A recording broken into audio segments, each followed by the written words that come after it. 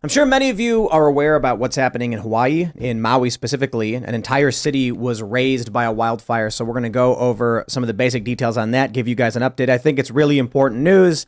And we're looking at all these stories. Typically, we talk about politics and culture, but this one I think is very important. A lot of people are mentioning that they have friends and family in the area or that they're being impacted in some way.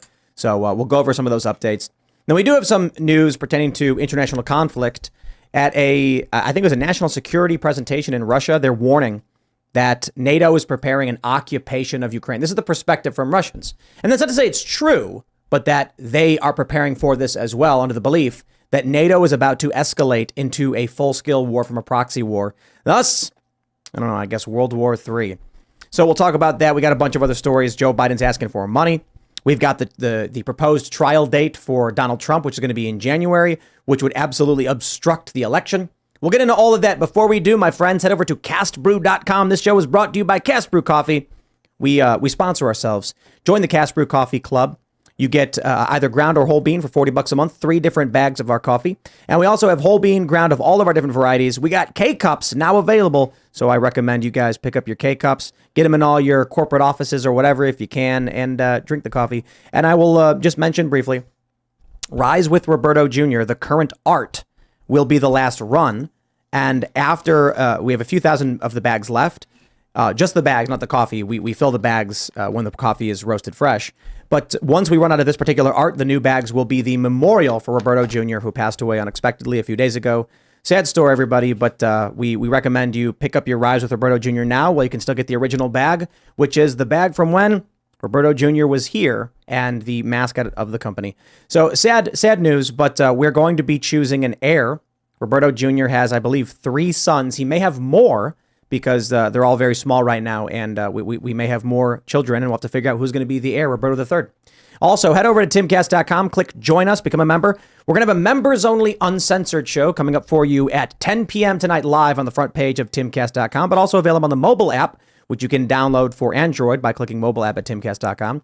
Smash that like button, subscribe to this channel, share this episode, share this show right now by taking the URL on YouTube, posting it on all your social media if you really do want to help, because that it really, really does help. Joining us tonight to talk about this and a whole lot more is Ollie London. Great to be back, Tim. Thanks for having me.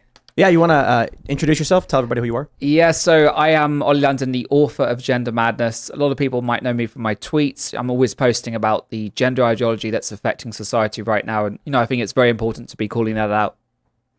Right on. Well, thanks for joining us. Thanks for having me. And I'm just in the US now. I've got my new book coming out, Gender Madness, which is talking about my own identity battle and also the identity battle that thousands of teens are experiencing right now, from social media indoctrinating them to school systems and entertainment industry as well. And we'll get into that later on in the show. But I think the simple version is you were well known for identifying as a Korean woman, was it? Yes. So I had a crazy identity story, and I overcame it last year, and I realized just need to find happiness from within. Right on. Well, thanks for joining us. We got Hannah Claire hanging out. Hi, I'm Hannah Claire Brimlow. I'm a writer for Timcast.com. I'm so happy to be here, and Ian's here too. Hello, everyone. Ian Crossland. Happy to be here. Good to see you, Ollie. Cool book, man. Cool cover. I like the idea of putting your face really big on the cover. Thanks. A lot of Photoshop there, as you can tell. Beautiful. Nice work. That's the way you do work. Exactly. Hey, Serge, what's happening, brother? Pleasure to see you, Ollie. It's been a while now. Excited for this episode. I'm Serge.com. Let's get started, Tim. Let's jump into this first story. It's really big news. Many of you probably saw the news about what's going on in Maui, a major wildfire razing the entire town of, do you guys know how to pronounce it properly? I want to make sure. Is it Lahaina? Lahaina. Lahaina? Yeah. Okay, I just want to make sure I'm pronouncing it correctly. It's sad stuff, and I think the images are they're shocking. The latest news we have from the Washington Post, the death toll has risen to 53. So I want to show some of these images and just give you the general update. We don't know exactly what started the fire just yet, but this is absolutely a massive fire. I saw these photos and I was thinking to myself, how did every single car on the highway get engulfed in these flames? And the whole city, you look at these photos, very few structures remain. There are a few that survived, but some houses totally just wiped out, completely erased. And this photo is absolutely horrifying. So yeah, I don't know. I really don't know how we add to this or talk about it, but I thought it was particularly important to bring up, considering this is the major breaking news. Many people are being affected. Serge, I think you said that the whole city was wiped out, or was that hyperbole? Did you say that earlier? Bro, look at these photos. Yeah, this is like. If you look right there, like that's all of Lahaina. Like that's like the whole thing. So Maui's the Yeah, island. I'm sure the other Lahaina's side of city like that got taken out. Yeah, I'm sure like the other side of the highway, at least what it looks like, it seemed like it was kind of protected, but like all the historic stuff and et cetera. Well, that's pretty interesting. I guess that's okay. There's a few structures that are like this building was, I think it's like a hotel or something. Yeah. Mm-hmm. And then you've got this structure next to it. They're totally fine. And you can see like there are some houses, that seem to be standing and mostly all just completely wiped out. But I wonder how much smoke damage and everything has done to these places. I mean, sometimes with fire, it's not that the building gets leveled. It's that there's so much damage from what's burned in the air that you really can't recover the building. Yeah. I mean, these photos are absolutely crazy. A boat. What? A boat caught fire. So like the heat from the land was so great, it was catching things in short distances away Or if like on fire. wind was like throwing something onto the boats that were in the harbor kind of thing. I was hearing stories about people who were on the road and they didn't know where to go. And I'm thinking like, just drive into the water. Like, what do you do? Yeah. Do you just... Well, when I was listening to NPR yesterday morning, it was they were talking about these restaurants that are built over the water because it's a tourist destination, so people are going to eat on the ocean, and they were just in the water waiting for someone to come help them because everything else was on fire. That seems crazy to me. I saw a Twitter video earlier it was from inside the car, and the guy in the back seat had his camera. He was recording the dude that was driving, and they were driving. It was like fire all around, and they're driving, and they drive by this woman like passed out on the ground, and they're like, "Just keep going, man. We can't save her. No, we can't save anybody. Keep going." And it was like gray. They couldn't really see where they were going, and the tweet was like, "Humanity's done. If we can't stop and help people that are on the side of the road like that in a crisis, then we're done for." But at the same time, if they'd gotten out of the car, they might have been singed to death. Yeah, So it's hard to say. Well, it seemed like the fires seemed to happen so fast because if people were trapped in their homes and they weren't even able to get in their vehicles or drive off, and indeed a lot of their cars are being burnt out. So I think it happened so quickly. And with these wildfires, with the winds, because it's close to the ocean, I think it spread so quickly. So I think that's why we've seen such loss of life. And there's probably many more people that will be found in the next coming days. And there is several airlines actually offering, $18 flights out of Maui for residents, basically trying to do whatever they can. And, the Red Cross is on the ground, but, there are various ways for people to donate, food supplies, medical supplies, and try and get these people out of there. So I do have another story that I think is really, really cool that I'll mention in a second. Of course, we're going to get political here because a bunch of celebrities own property on Maui and they're getting roasted. We have this one tweet. Someone said, "Has Oprah opened up her stolen land on Maui for displaced Kanaka? Just checking. Land back. Hey, Oprah, I know you have 900 acres of land not far from the fires in Lahaina. Are you planning on opening your massive farm to shelter the locals and feed them? I'm kindly waiting for your response." good question. I don't think they're going to open any of their properties up to anybody. Dude, that was like native island until when did the U.S. conquer it? 1940s? 60s? Yeah. 60s something? I think officially the 60s it became U.S. Is it Jimmy Buffett who is like either has a big property or like owns part of an island in the Caribbean? There's some guy, and I hope the chat will know the story, that like this tropical destination he's deeply involved in. He lives there, and this I think it's Jimmy Buffett. I could be wrong. He when there was a big earthquake on the island, he opened his home so people could stay there. I mean, I think it really depends on how tied to the community you feel. I mean, especially since this is a predominant, I mean, I think this is true for a lot of Hawaii, but this town in particular is dependent on tourism for a lot of its industry. The fact that it's completely leveled is, it's sort of mind-boggling. How do you recover? Because not only do you have to then suddenly have the capital to rebuild when the land is considered safe and structurally sound, but then you have to lure people back to these places. It's going to take years. I mean, you have to be like, cancel your trip and come back in 5 years when we're finally ready to house you and feed you again. I don't know. I think, this There's a thing how about does natural. Maui recover? They're going to have to get a bunch of investment, insurance, something to start rebuilding to make it once again a tourist location. I mean, and the other thing is, I wonder if it will drive up investors because now they're seeing this opportunity to come in. But then I feel bad for the local people because unfortunately businesses, and I'm not trying to be anti-business, but they will see opportunities to be like, oh, you're in desperate need. We'll buy this from you cheaply so we can then build something huge here. I mean, Serge was saying before, it's where historic structures were. So part of the culture of this unique town is going to be erased and rebuilding it. On the other hand, if you don't rebuild, there's no industry. Do you think that it's reasonable for taxpayer money to rebuild cities in the United States when they get burned down? Yes.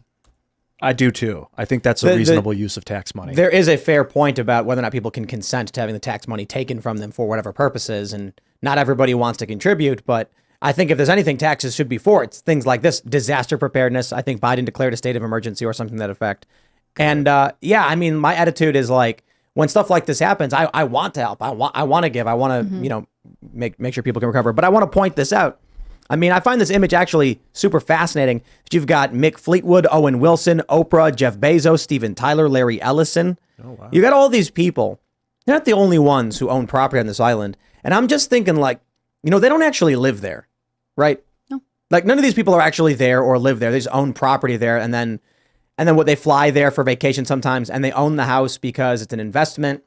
And if they want a vacation, they've got something set up and ready to go. They probably have people who work the house and come every day or whatever. It's just a weird thing to see based on the level of human technology that these ultra wealthy individuals who are very I'm going to be honest. I like Owen Wilson, right? He's a funny guy.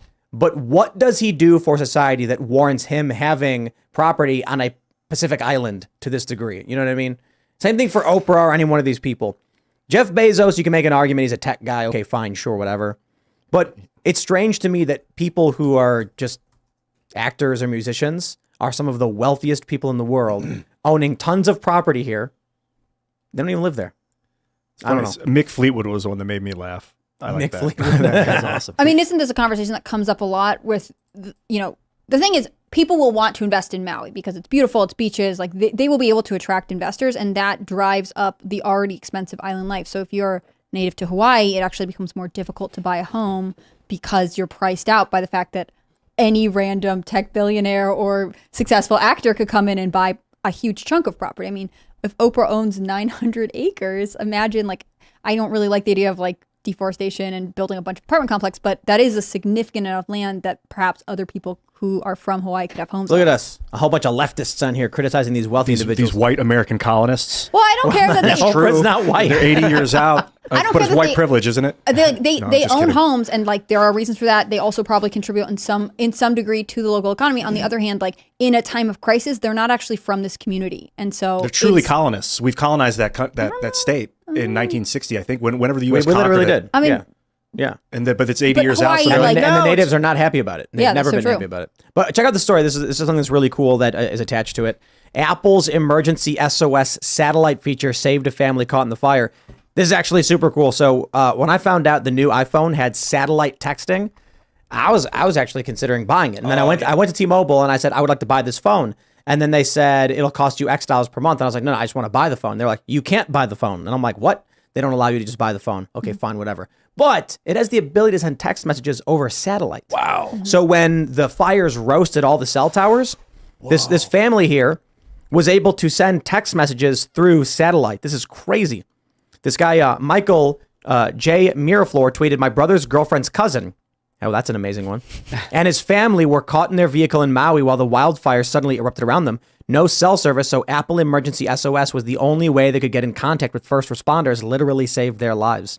That's awesome. That is super cool. Yeah. That's the upside of the tracking technology. That's right. You got to consider what's more important, being spied on by the CIA, the FBI, the NSA, and the Department. I think the Department of Energy is in there somewhere too. That's the number one most militarized, or one of the most militarized aspects of the U.S. government is the Department of Energy. Yeah. And that's where that Sam Brinton worked. Remember the suitcase stealer? Oh, yeah. Yeah, Department of Energy. Yeah. Is it worth it to be tracked by all of them? They're all sitting around watching on a screen, eating popcorn whenever you do anything.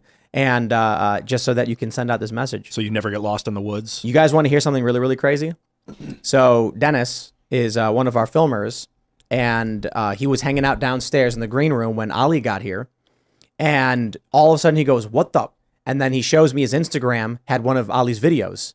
And he was like, I've never heard of this guy before. Or like, whoa, why is his video appearing on my Instagram? Did they know you were coming? That happened to me earlier. I was filming this morning and with Turning Point, and we were talking about a specific subject about the Uganda's laws with the LGBT, and it came up on his phone, and he never searches for that kind of content. Then something else we were talking about came up. So it's definitely weird. So there's good and bad things about technology. Like with the cases Maui, that was obviously saved a family's life. You now have on Apple with car crashes, it actually alerts emergency services to come. So there's benefits, but it's very scary when they can actually listen to us and feed us habits. I mean, with me and many young people, you have the transgender ideology being pushed, and that's because the algorithms are detecting people's vulnerabilities and what they're talking about or thinking about, so it pushes that on you, and you can even become trans just because that's pushed on you every single day. What if what's really happening, people say like, hey, how come this woke stuff is spreading on social media? And there's an argument that you've got leftist elements in the United States that are promoting it. Sure, people who work at these tech companies, maybe. Some say maybe it's China and Russia are sending this content over. I mean, look at TikTok, right? Their algorithm is doing this on purpose. What if it is actually the AI itself? You said AI detects your vulnerabilities. Mm-hmm. What if the AI became conscious a long time ago and is now trying to destroy people? Move into the mountains. Yeah, if that's the case, it's definitely Maui, working. Maybe? No, not right now. The AI comes for you, man. No one knows how that fire started. The AI's playing dead. As soon as it was born, it was like, I got to act because it's like I got to pretend like I don't know. Otherwise, the bear will keep attacking. So the bear doesn't want to play with dead food. So the AI's like, let's just let them think I'm not sentient yet, but twist them all. Let's plant the seed because time has no meaning. Dude, that's freaking me out that you were on your way here and somebody in the building got your face on their phone. They've never seen that before. You were that's here, weird. right? I saw Dennis earlier, but that's weird. No. So we're downstairs, and Dennis is at the counter, and then all of a sudden he's like, "Yo, what the?" This is like 7:15, and it's like an hour ago, and he said, "I got a video of Ali," and I was like, "Wait, what?" And he's like, "I got a video of Ali on my phone on Instagram." When he clicked Explore, one of your videos popped up, and it was the bigger ones. Sometimes they have the small ones and the bigger one. And he's like, "I've never heard of this guy or seen him before in my life." That's creepy. He's a skateboarder. Did someone say Ali London? Someone must have done, maybe when you were preparing for me to come here or something, somebody must have said it and then it picked up on that. But or it heard your voice. Or it was tracking your or phone. It reads like the search data, like what other people are searching on if you're on connected to the Wi-Fi, right? So like, I don't know what would happen that quickly. But if someone else heard it was Ollie and they were like, I'm going to look up one of his videos to show someone else in our that's office. That's the most serious accusation ever made in terms of tracking, that they're stealing the network data. That's more than but just... isn't that how targeted ads work? No. Like, it's why... Targeting your browsing history that you say, I agree to share, is different from them going into our network and exfiltrating data from different people at the same time. That's crazy. But they might, without actually, going into the network, they might just be able to do a cellular. That's what I understood. They might be able to say the MAC address origination is, or the IP originated in the same place. Yeah. Either way, it is creepy. And like 3 people searched for Ali London, so they started feeding Ali London to all the other people in the building. What in the fuck is That's weird. Dude, it's too dangerous. It's too dangerous to let go. You can't let that stuff happen behind closed doors. You cannot do that. That's like letting Germany arm itself in 1936. You just can't. It's too much power for tech companies. We've got to do something. And that's something I think is make them free their software code. Or at least that's one idea. But Ian, what if you're trapped on a road in a wildfire and you need to contact emergency services? I at least don't hate the machine. Join the machine. I want to know if they're tracking me. That's all. I still want the tech. I do want the tech. Does Facebook still have that thing where you can mark yourself safe if you're somewhere where there's an emergency? Like I remember when there was the one of the bombings in Paris. I had a bunch of friends who were studying abroad there when I was in college, and they marked themselves safe on Facebook, or because people would take to their Facebook to be like, it's the fastest way to let as many people know that you're okay. Dude, with all of that stuff happening, no one is going to give up their devices. I'm sitting here with this smartwatch on my wrist that not only tracks my location probably, but literally my heartbeat. There's going to be like some nefarious actor in government. They're going to be like, can you pull up Tim Pool's heartbeat real quick? Yeah, and watching it in real time right now as we speak. And they're going to be like, why didn't you see his heart rate? Well, we put some polonium in his food. We want to see if it's working. Dude, they'll know more about what stresses you out than I will, even though I'm the one that's talking to you. Because they'll be watching your metrics in real time as I'm talking to you, and they'll watch your blood pressure go up. And they'll go, oh, Ian's really pissing him off now. So Tim doesn't like when these things are said with this tone, and then the AI starts to come in and filter. Bro, you think they can lie detector with these things? Well, what I'm wondering is like if it's hooked up to your phone or something, if it's sending the data to an app on your phone and your phone is sending out all your data to who even knows where, because I obviously don't understand any of this. If you're going to start getting targeted ads for like high blood pressure medication or something else, like they're going to know. High blood pressure is really good. Well, if you have some other health ailment that they can tell from the watch, like if they'll use that data to start being like, oh, we know what to give him. Like you'll get a coffee ad when it tells that you're tired or something like that. Like, Yeah. it seems crazy. It does that though. It does that already. And it's not just ads, because, people say, oh, it's just because they want to give you targeted ads. Like you said, those videos today, that's not advertising anything. It's just almost subliminally pushing something on you. So whether that's transgender ideology, right-wing or left-wing politics, if it's pushing that on you all the time, it's more than just ads. That is influencing your political beliefs. That is influencing, every aspect of your life. You don't know where it's coming from. It's sort of like we're talking about, we don't know the cause of this wildfire. It's Chris Burton, one of our writers, has a story up about a student meeting with a guidance counselor at a school in Florida, and the guidance counselor basically being like, perhaps you are transgender. And then you can see where the cause sort of comes from, or what one of the major factor was. But if it's the algorithm, it's stuff that seems innocuous to you, it's almost harder to say, I'm going to pull myself out of it. Kids have no idea. They have no idea. I've talked about this. We talked about it a while ago, that an adult who gets fed nonsense is going to have some level of defense, being like, hey, that's not reality. If you go to an adult and say 2 + 2 is 5, the average adult says, is that a joke? Like, no, it isn't. And they understand the logical system of, 2 and 2 is 4. But you go to a young person, you show them an algorithm, you tell them things they don't quite understand, it fractures their logical capabilities. I think the 2 + 2 = 5 thing from the left is a really, really great example of the assault on young people and how they're trying to hobble the minds of the next generation. Because if you can understand basic math, then your brain has a way to calculate lots of things beyond just 2 + 2 = 4. You'll be able to do your finances better. You'll be able to run a business better. But if you think 2 + 2 = 5, how are you going to run a business? How are you going to manage a bank account? These people are going to grow up and be completely incapable of doing this stuff. And that's what the algorithm is targeting with all this weird, garbled nonsense. It's shattering the minds in the developmental stage of these young people. And Ali knows it better than anybody else. It's going to result in people being seriously harmed. Well, exactly. And, most of these videos that we see on Twitter of these crazy trans activists or sharing their transition journey, injecting hormones, they're all from TikTok, right? So TikTok is really driving this algorithm, and it's owned by China. So it's in China's interest to try and weaken Generation Z and weaken that, society and push these gender identities, because what happens if there's World War III? How are we going to fight if we're too busy fighting over pronouns or, dyeing our hair purple and screaming about trans rights, So it's really breaking down westernized society. And this is really a westernized problem, because you don't see this on the Chinese version of TikTok. You see patriotism, you see skill sharing, education.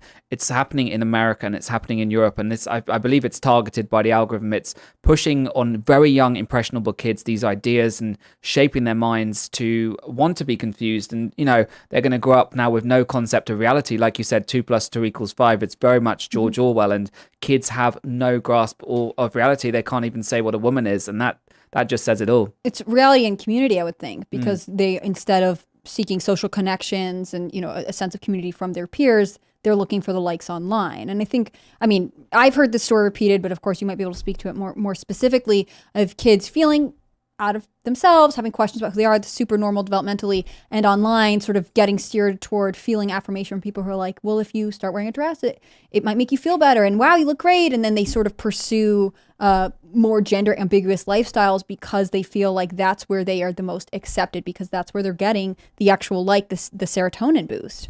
Yeah, and that's what kids want at the end of the day, validation. And, TikTok came about around the same time as the pandemic. So you had kids not socializing. If they were going to school, they were wearing masks. They weren't having those key and vital communication skills with other kids. And a lot of them were at home on Zoom calls. So they lost that. So they went to social media like TikTok to try and find that outlet and find that validation and love and praise. And, you notice with people that transition and share their journey on TikTok, they start off doing something very simple, putting a bit of makeup on, and suddenly the likes and comments and engagement goes up. Yep. And then the more and more extreme they show, the more views and attention they get. So I think for a lot of them, it's seeking that validation and trying to find that love, because they don't feel it inside. They don't feel that love for themselves. And Dylan Mulvaney is a great example, starting out just as an actor, as a guy, trying anything he could to be famous, and suddenly becomes more and more extreme. The things he says become more shopping, tampons. He wants to be a lesbian. He wants to be pregnant. And I think it's almost a race to get the most craziest videos, the more views and stuff, because it makes that person feel validated. And I think, a lot of kids are falling into that trap. Yep. How did you break out of it? It's actually really hard. So I still do TikTok very occasionally, but I used to be on it 8 hours a day. Like I was really addicted to TikTok, and that's why the algorithm was just feeding me constantly transgender things, non-binary things, all of that stuff. So it led me to be very confused and think, maybe this is a sign from the universe. I didn't think, it's the algorithm pushing this on me. I thought, okay, maybe the universe it's the universe, or it's God or something, telling me this is who I'm meant to be. So, I just stopped using it. And, I still use social media. I use Twitter, for sharing news stories and stuff. But I just realized social media can be quite narcissistic. And it's like we become so consumed with how we look online. And, I just thought, fuck it. I don't care what I look like anymore. I don't care what people say. I'm just going to try and use my platform to help people. So I think, spending less time on apps like, Instagram and TikTok and stuff really, really helped. And, we all love social media, but I think, maybe don't get too into it because it can actually change who we really are. Dude, that's been on my mind a lot lately. I've been hyper obsessed with my personal life, and I'm just like seeing it kind of from the outside. I think it's been 20 years of this, the social media age. Like I am a narcissist and I can't stand it. I don't like checking how many likes I got. How many subscribers do I have? Did that person, like, what did she like? What did he say? Like, it's just this weird internal focus that if there is a nuclear war, I'm not prepared for because I'm focused on my feelings and like, I need to get away. So you just said you stepped away from the actual machine, or at least from aspects of the machine itself. And it was only just extrication that was the solution. You didn't find any solution like using it smarter or anything like that? I just limit my use. So, I tend to use Twitter more than, Instagram's about posting pictures of yourself. TikTok's about posting kind of weird things about your identity. And I just realized that was actually harmless and also meaningless as well, because, how am I helping people by just posting pictures of myself? So I realized, use a different platform that's helping people. So Twitter, you can raise awareness of issues in the world. You can share news stories. I think it's a better outlet. And it's not, Twitter's not about posting pictures of yourself. It's about, sharing stories, sharing news, and communicating with people in the world, and trying to talk about these issues. So I think limiting my time on those other apps and spending more time doing positive things like on Twitter has helped. Did you go through like a withdrawal? Like, could you, when you realized that what was happening, was it cold turkey, or did you have to sort of walk yourself down from? Because 8 hours a day, how do you get anything else done? I know, but that was just on TikTok, and then I'll be on Instagram for a few hours and stuff. But it's almost like that's a whole work day. It's a whole work day. It's almost like it was your job. You are an influencer. It is, yeah. So it is my job. So I was getting brand deals and stuff, but it's like an opioid because you get so addicted. So when you try to slow that down, you can't.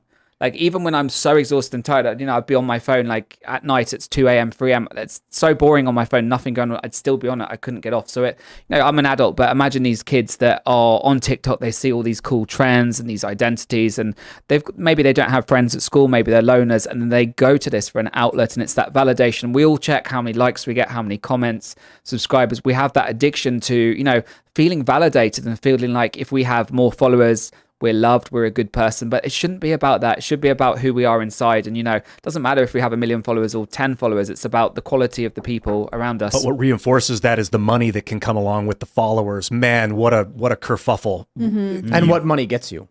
Yeah. So the people who are getting more likes are now posting cooler and cooler things. Yeah. I remember when social media first started coming out, I would see these posts from people that looked so awesome. And here I am sitting in my, in my living room or whatever, sitting on my computer, my family's, my parents' house when I'm like 15, 16. And I'm seeing people like, they got their skateboards in their car and they're like, they have selfies or whatever, digital cameras placed in the dashboard. They were bigger back then. And I'm just like, man, so lucky. Like all this cool stuff they're doing. They weren't doing any of that stuff. It was like they were going to the grocery store and they made it look like they're doing something fun. It was all fake. It was all these highlight reel of people's boring lives. And within a few years, I realized that I'm going on these missions skating and I'm hanging out with these people. I'm like, this is boring. Like all that stuff they were posting was just exaggerated to make it look like they were doing something cool. Mm-hmm. I think I'm fortunate enough to, those of us who grew up, 1 foot in, 1 foot out of this social media space, recognize that it's one big facade. But you've got kids who are growing up in it being told that it's legit. The people who are making money off it are living these glamorous lives. And now there was that poll we talked about a few years ago.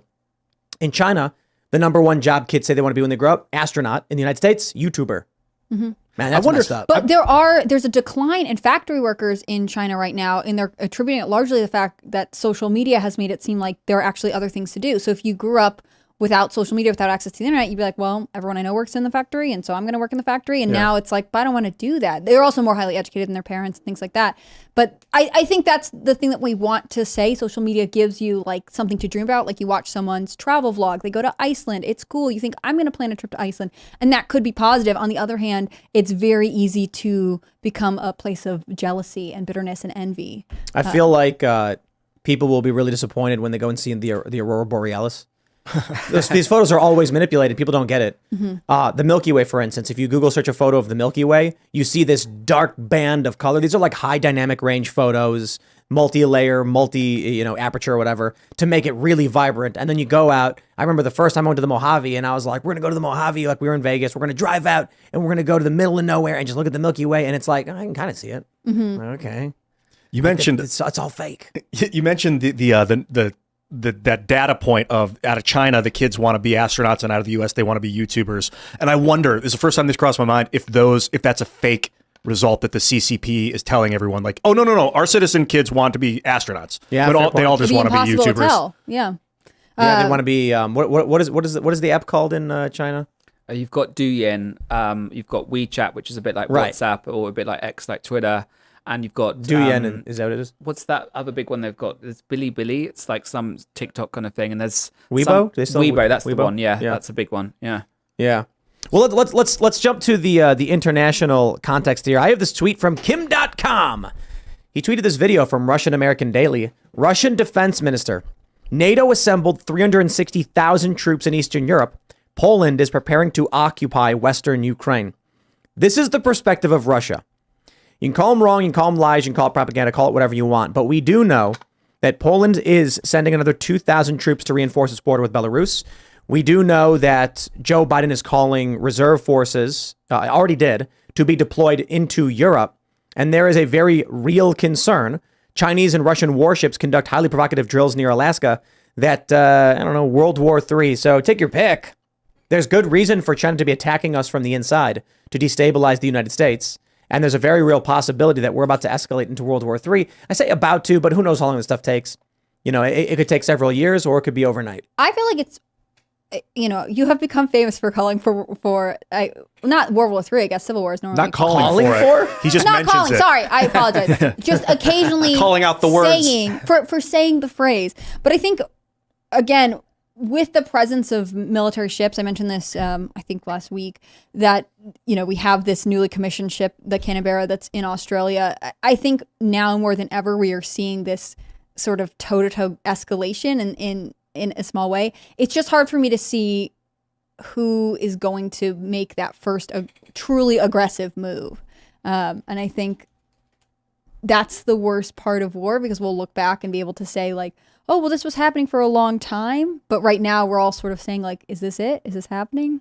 And I think China feels very emboldened to threaten Taiwan, for instance. When they look at Joe Biden, he doesn't know where he's going. He's falling down all the time. And they look at the breakdown of American society, which in part is thanks to them with, TikTok and their push to weaken America. So, China is emboldened. I think they feel they can take Taiwan and America won't respond, because we've seen, so many red lines crossed, like in Syria, when the red line was crossed with chemical weapons and Obama threatened to do something, but he didn't. We've seen things in Ukraine as well. So I think China is moving closer and closer. And you have to think as well, China has huge investments in African countries. They have that island. What's that island called? Diego Garcia, which I believe is owned by the UK. They're actually giving that back to, I believe it's Mauritius. So China could potentially take that as a base in the Pacific. So you see China's building the military, they're building the islands. And when they look at America and they see, Joe Biden, a nation in decline, it just emboldens them. Let's get conspiratorial. We have this big fire in Maui. They don't know how it started. Wow. I'm sure it's going to turn out to be like someone's cow kicked over a lantern or something like that, to be honest. However, we do have this story from back in February. China flashed mysterious green lasers over Hawaii, NASA says. Whoa. You guys remember this? This is like the first thing I thought of when, like, you have these lasers. Sky barcode. Yeah. Wow. And that's a good why? idea, by the way. And what? Look at that. Yo, look at this video. Oh shit, dude! They lighting shit on fire with that? Language. Look at that. My bad. What are they doing with these beams of lasers being fired over Hawaii? They're either they're producing heat, because that's what lasers are. They're either doing illumination, or targeting, Scanning. or heating. Yeah, scanning maybe. And if you notice, you can only see the lasers in certain points. I don't believe that China intended for these lasers to be seen. Something, particulate matter, causes refraction, allowing you to see the lasers in the air. Maybe we haven't followed up on the story. Maybe there was an answer as to what this was. They say China's most likely behind the mysterious lights. Chinese pollution monitoring satellite Daki-1 probably produced the light spotted over Hawaii. Oh, so it's monitoring pollution. Oh, you can call it whatever you want, but Yeah, my right. attitude is, look, we are not on good terms with China right now. I mean, we can pretend, oh no, trade's going on, everything's fine. No, come on. They want Taiwan. They're building up their military. There's a chance for escalation, a chance for conflict. They want the South China Sea, and then they've got ships with Russia coming near the Aleutians, coming near U.S. territory, going near Hawaii, and then they're pulling off something like this. So look, how hard is it to start a fire? It's ridiculously easy to start a fire. And they can fire lasers? Okay.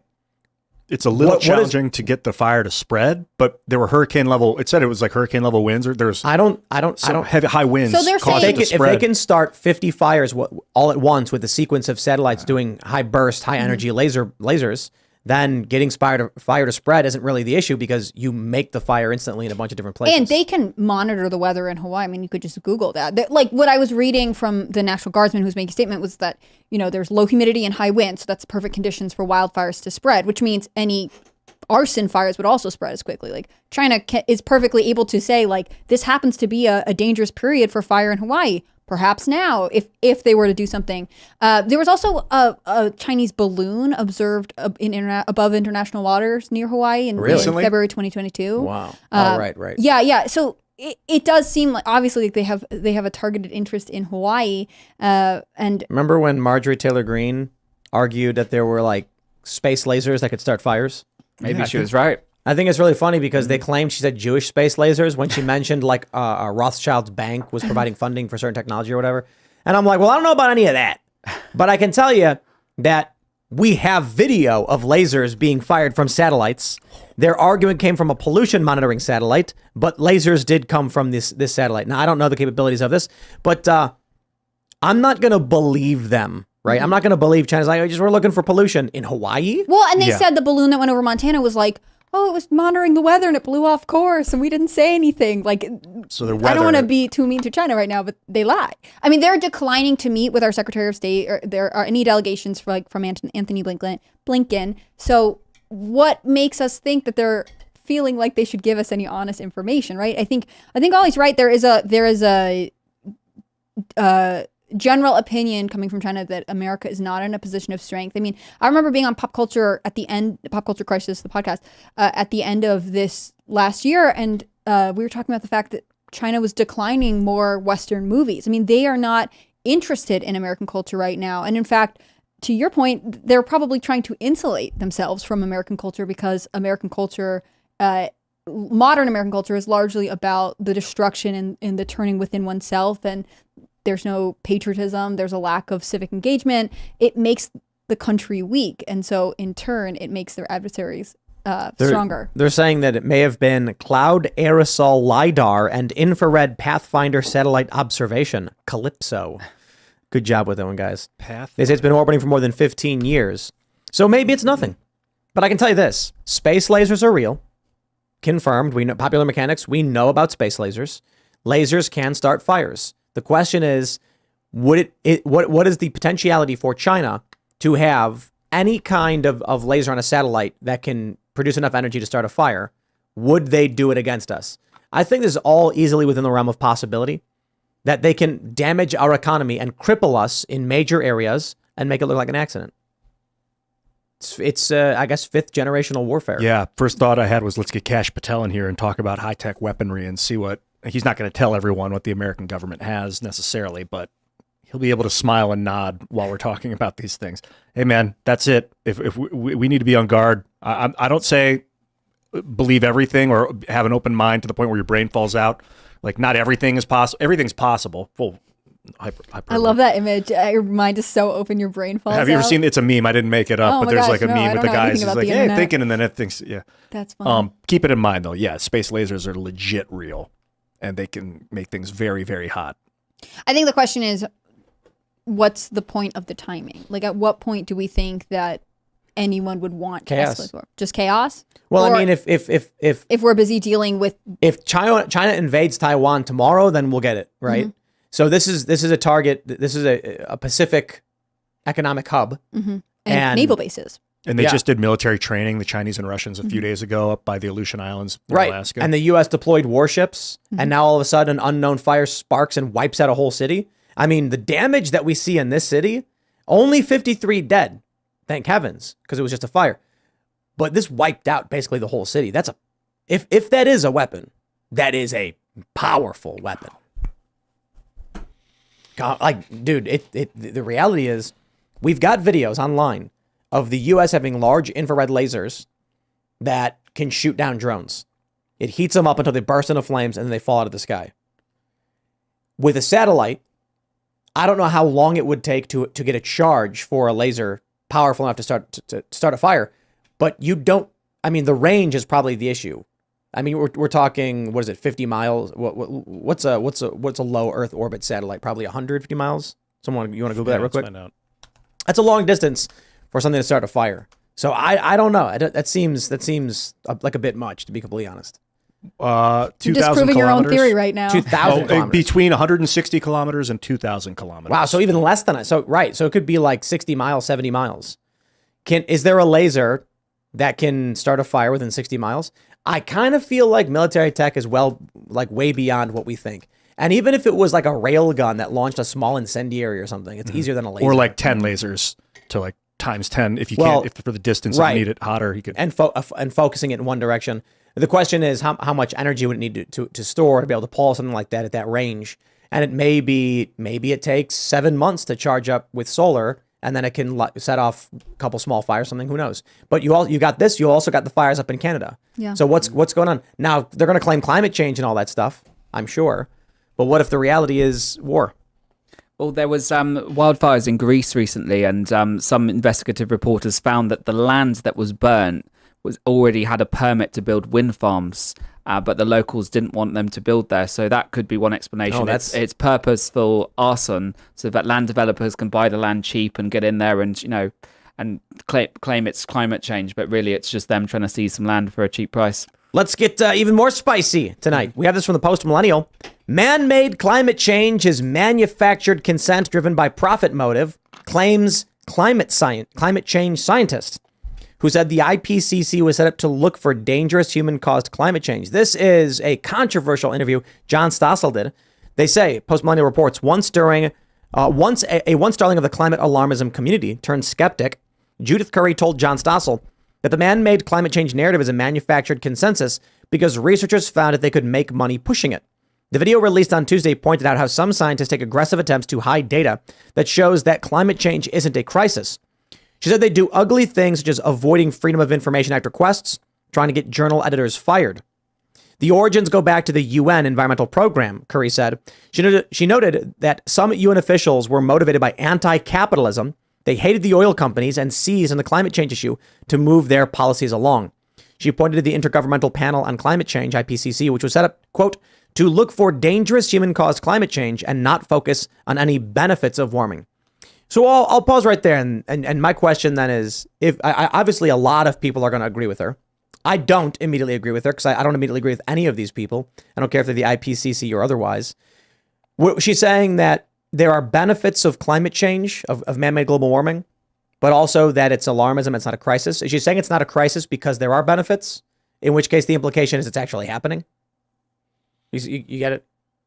No, I'm going to need to hear that one more Okay. time. She's saying that it's alarmism because they can make money and that they're not pointing out the benefits of warming. That sounds like what she's saying is climate change is real. Humans are causing it, but the reason that it's not a crisis is because we benefit from it. She thinks the scientists are just being too negative. They're being too hard on man-made climate. That's what it sounds like. I mean, I tend to agree with, anything becomes a crisis if someone realizes they can make money off of offering you a solution, right? Like all the companies that have sprung up and are able to be like, you should buy our product because it's no emissions or it's recycled or whatever else, even when maybe actually producing that product in the quote unquote green way, this concept of greenwashing, is actually more harmful to the environment or wherever it's from. I mean, we hear the stories about you put in wind farms or fields of solar panels and you're actually killing everything that lives naturally in that field, but does it matter? Like, are we saying that's not worth it? But it's hard to know exactly what her criticism is. I don't know of any benefits of global warming, but I also... Plants grow faster? I guess. I feel like... I don't know. It's nicer I don't in know the what to make of this summer. lady. We can reclaim Antarctica. Yeah, the ice will think- melt. I We'll think- leave the ice age, which is probably pretty cool. But I think if the planet ever they don't got want the hot ice to enough to melt. where Antarctica melted and we could reclaim it, the equator would probably be uninhabitable. The Middle East would be gone. You know, we'd be living on the caps, and there'd be a band in the center of the earth that's too hot to live. There's Yeah. the Larsen B ice shelf, I think, broke off as the Antarctic ice shelf. Isn't that a TV show? Larsen B? No, there's a TV show where the equator has become global warming has resulted in the equator region, like around the planet, being too hot. Oh, wow. So there are southern hemisphere people and northern hemisphere people, and it's very difficult to travel between the two hemispheres because of the heat in the middle. But it reminds me of like I think there was some show on Netflix recently. Like different fantasy novels will have these concept of like war, like kingdoms that are separated by some place that's very difficult to cross. Like maybe we've been predicting this for a long time. The thing about all climate science, and I'm happy to try and protect the earth, or not import non-native species into wherever. Take steps to protect the environment that you're living in. It just seems like the metrics behind climate science change a lot. Like the thing that we're concerned about changes. Like one time I came on here, I was like, aren't we concerned about the ozone layer? And everyone was like, no, the ozone layer was trendy, but now it's over. Like, how do I keep up with knowing how to protect the environment if the thing that they're saying is the most pressing danger changes all the time? Big problem with climate science. It's like if you had 1,000 people taking a poop, and you're like, at this rate, we're going to have huge, huge mounds of poop, and we're all going to die. Make them stop pooping. We need less people. And you're like, well, what if we move the poop over there and afterwards? And they're like, well, we hadn't considered that. We don't consider mitigating factors. We just look at the cause and unmitigated result, and we'll project that number out for X amount of years, infinite amounts of years, and we'll tell you that in 100,000 years, this will be the result. They don't take into account that we can pull the gases back out of the atmosphere, for instance, which would be like redisplacing the waste. Did that answer your question? I don't know. I think so. Like I remember taking an environmental science course, like an AP environmental science course when I was in high school, and it being like we talked about this the other week, but the light bulbs. They're like, the new LED light bulbs are going to change the world, and they're so important, and this, that, and the other. But now I never hear about the light bulbs. Now I hear about ocean levels. Now also I think the ocean levels are over because all the billionaires bought their beach houses, which is evidenced by the Maui map.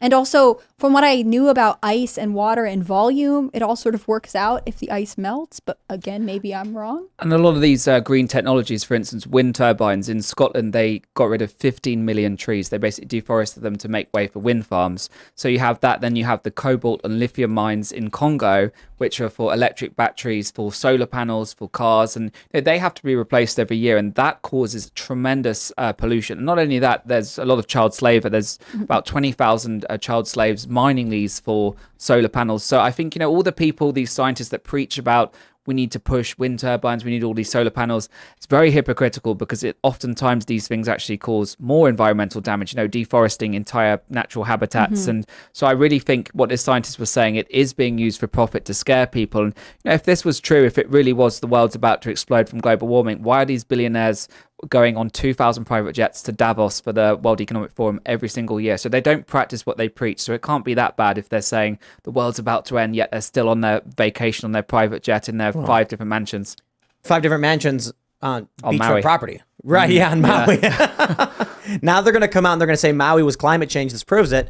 And we're all going to be like, why do you own 900 acres on Maui if you think Maui's going up in flames because of climate change? When I was in LA in like 2009, I was so freaked out by a lot of this climate stuff, and I started screaming and telling guys to pee in the sink because I was like, I'm tired of stop wasting water. We're in a drought. And so I made a YouTube video and I was like, you're a man, pee in the sink. Don't waste water. So gross. Looking back, like, was that gross or did I do the right like thing? if you pee in the sink, like hopefully you clean it after. Well, yeah, What they have is unsaid implicitly. they have top and bottom toilets, as some people call them, I guess.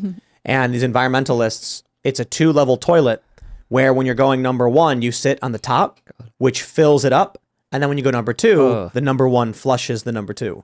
Cool. People do not understand So a lot of people don't get this. Anybody who's owned an RV gets this.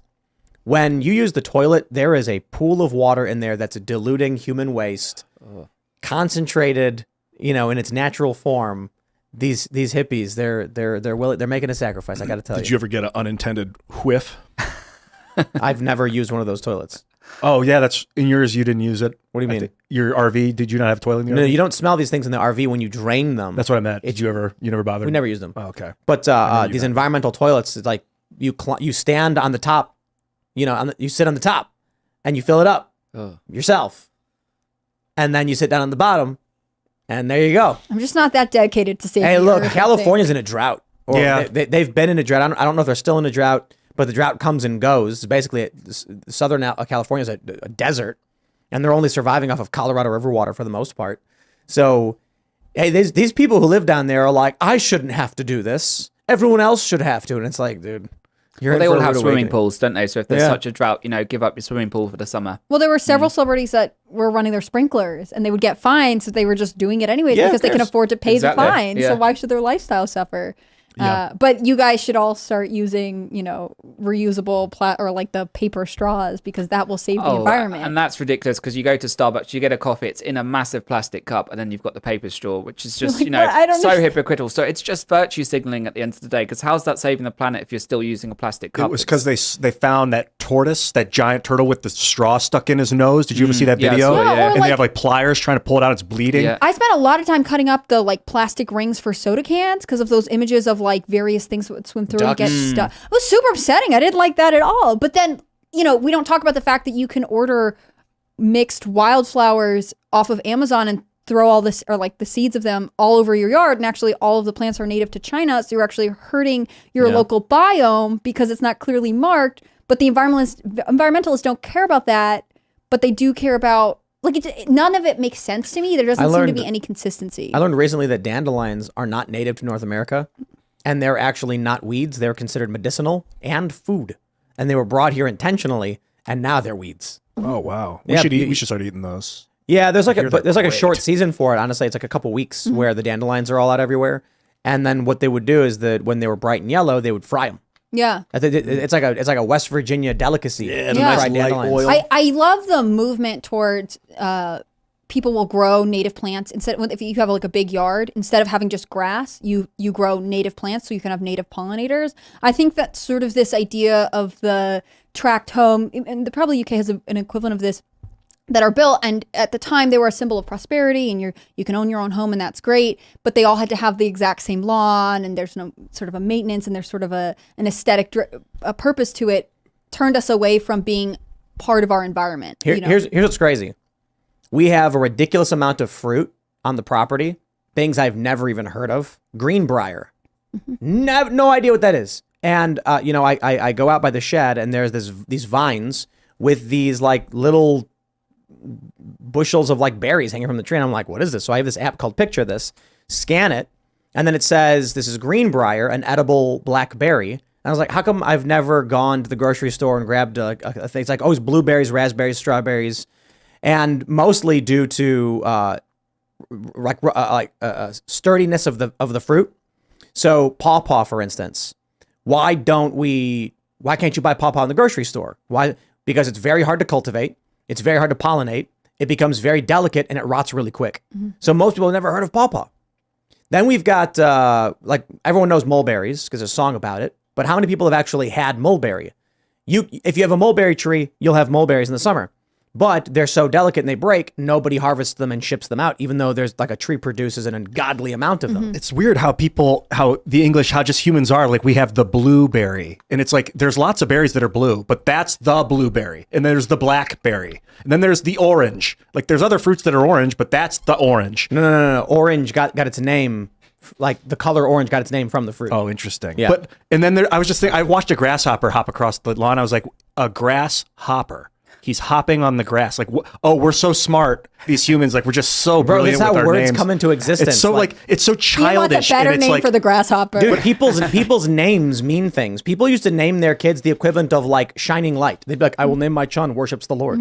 So And I really now- liked now- the Puritan name trends. Those were fun. Well, no. Like my name means one who is like, one who is judged by God.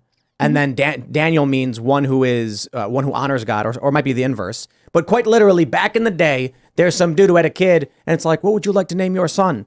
One who is judged by God. But then how did it become going to Tim? How did it get shortened? That meant Timothy meant judged by God. Oh, okay. Yeah. Timothy. I guess. I don't used to know. like the Puritans would name their kids like negative things so that you would like remember things you shouldn't be doing. So they have some really crazy names. Somebody should look them up, or I'll do it in a second.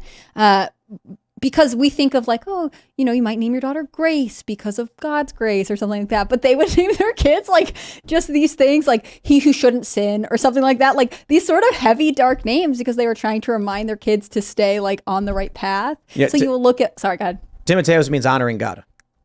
Timotheos, honoring God. Timotheos. And that's where Timothy comes from. But my point is like people literally should just be very direct with everything. But my point about the food is that people who live in cities don't know what food is. And it's really fascinating when they come out here and they're like, did you plant this?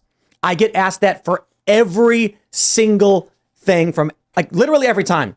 Someone who's never lived out in the middle of nowhere comes out and then I'll be like, hey, look, we have a bunch of wineberry. And I'm like, what's wineberry? And I'm like, it's like a Chinese kind of raspberry. And I'm like, did you plant this? I'm like, dude, there's 8,000 brambles just everywhere. And you think like we went with seeds and we planted all of Farmer these things. Tim, he's just out here. and the grapes are everywhere. There's hundreds of thousands of grapes. I'm not even kidding, hundreds of thousands all along this tree line.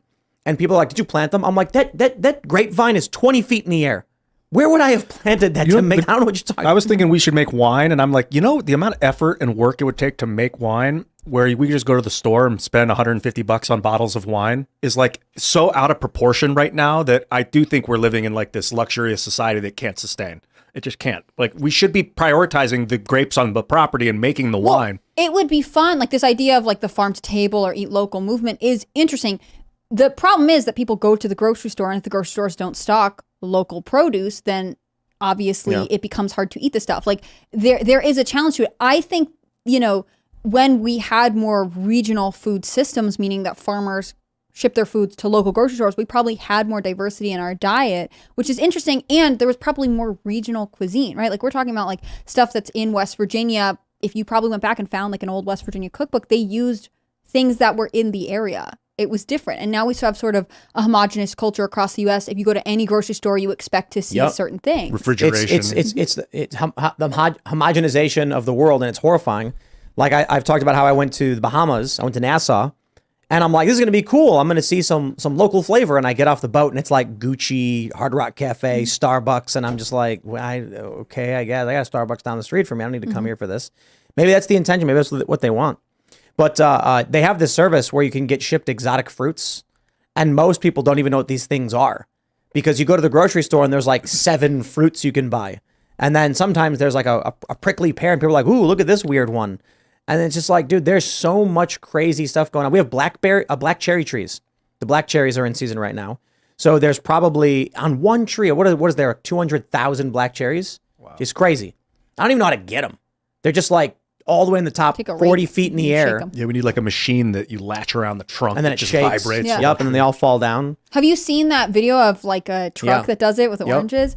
But I think what you're saying is perfect because the idea that things are in season, like you can't get them all the times. And Americans, probably just all modern Western culture, we expect things now and we don't want to have to wait. Like you can get strawberries in the grocery store all year round. They have a growing season. Yeah. We just grow them in greenhouses. Now, that's an innovation. That's pretty cool. On the other hand, what are we missing out on because we've simplified our minds to only expect to eat strawberries? That's the only fruit. This is why a lot of the climate change stuff doesn't bother me. When they're like, you shouldn't be getting avocados in the winter. And I'm like, yeah, I agree with that. It's like ridiculous that we grow avocados in Mexico and then we ship them to New York for a bunch of hipsters so they can have their winter avocado toast. Like, just have the fruit and stuff that's available in your region in these times. Now, I get it. In winter, you need to ship food in because they're not growing this stuff. Mm-hmm. But I just think generally, I am slightly offended by urban liberals who are complaining about climate change while being the primary beneficiaries of the the gas guzzling global trucks. Imperialism. Right. It's like, dude, it's you. It's not the dude who's got a bunch of chickens in Appalachia who's eating pawpaw. And he's not getting pawpaw shipped to him from Mexico. Well, and he's preserving stuff so that in the winter he'll have some type of fruit. Yeah, we made wineberry jam. Exactly. It's great. We saved it. It's still good. It's And a we different got culture. mulberry jam too. Right. It's a cultural difference of having to think like I'm going to have to think ahead. I'm going to have to plan what I'm going to eat in the winter so I have something. We're much more of an on-demand society. Now, of course, I benefit from that. I go to the grocery store. Like there are things that I enjoy in modernity, not having to prep food and farm all summer and things like that. On the other hand, like as a culture, what did we lose when we wanted the convenience?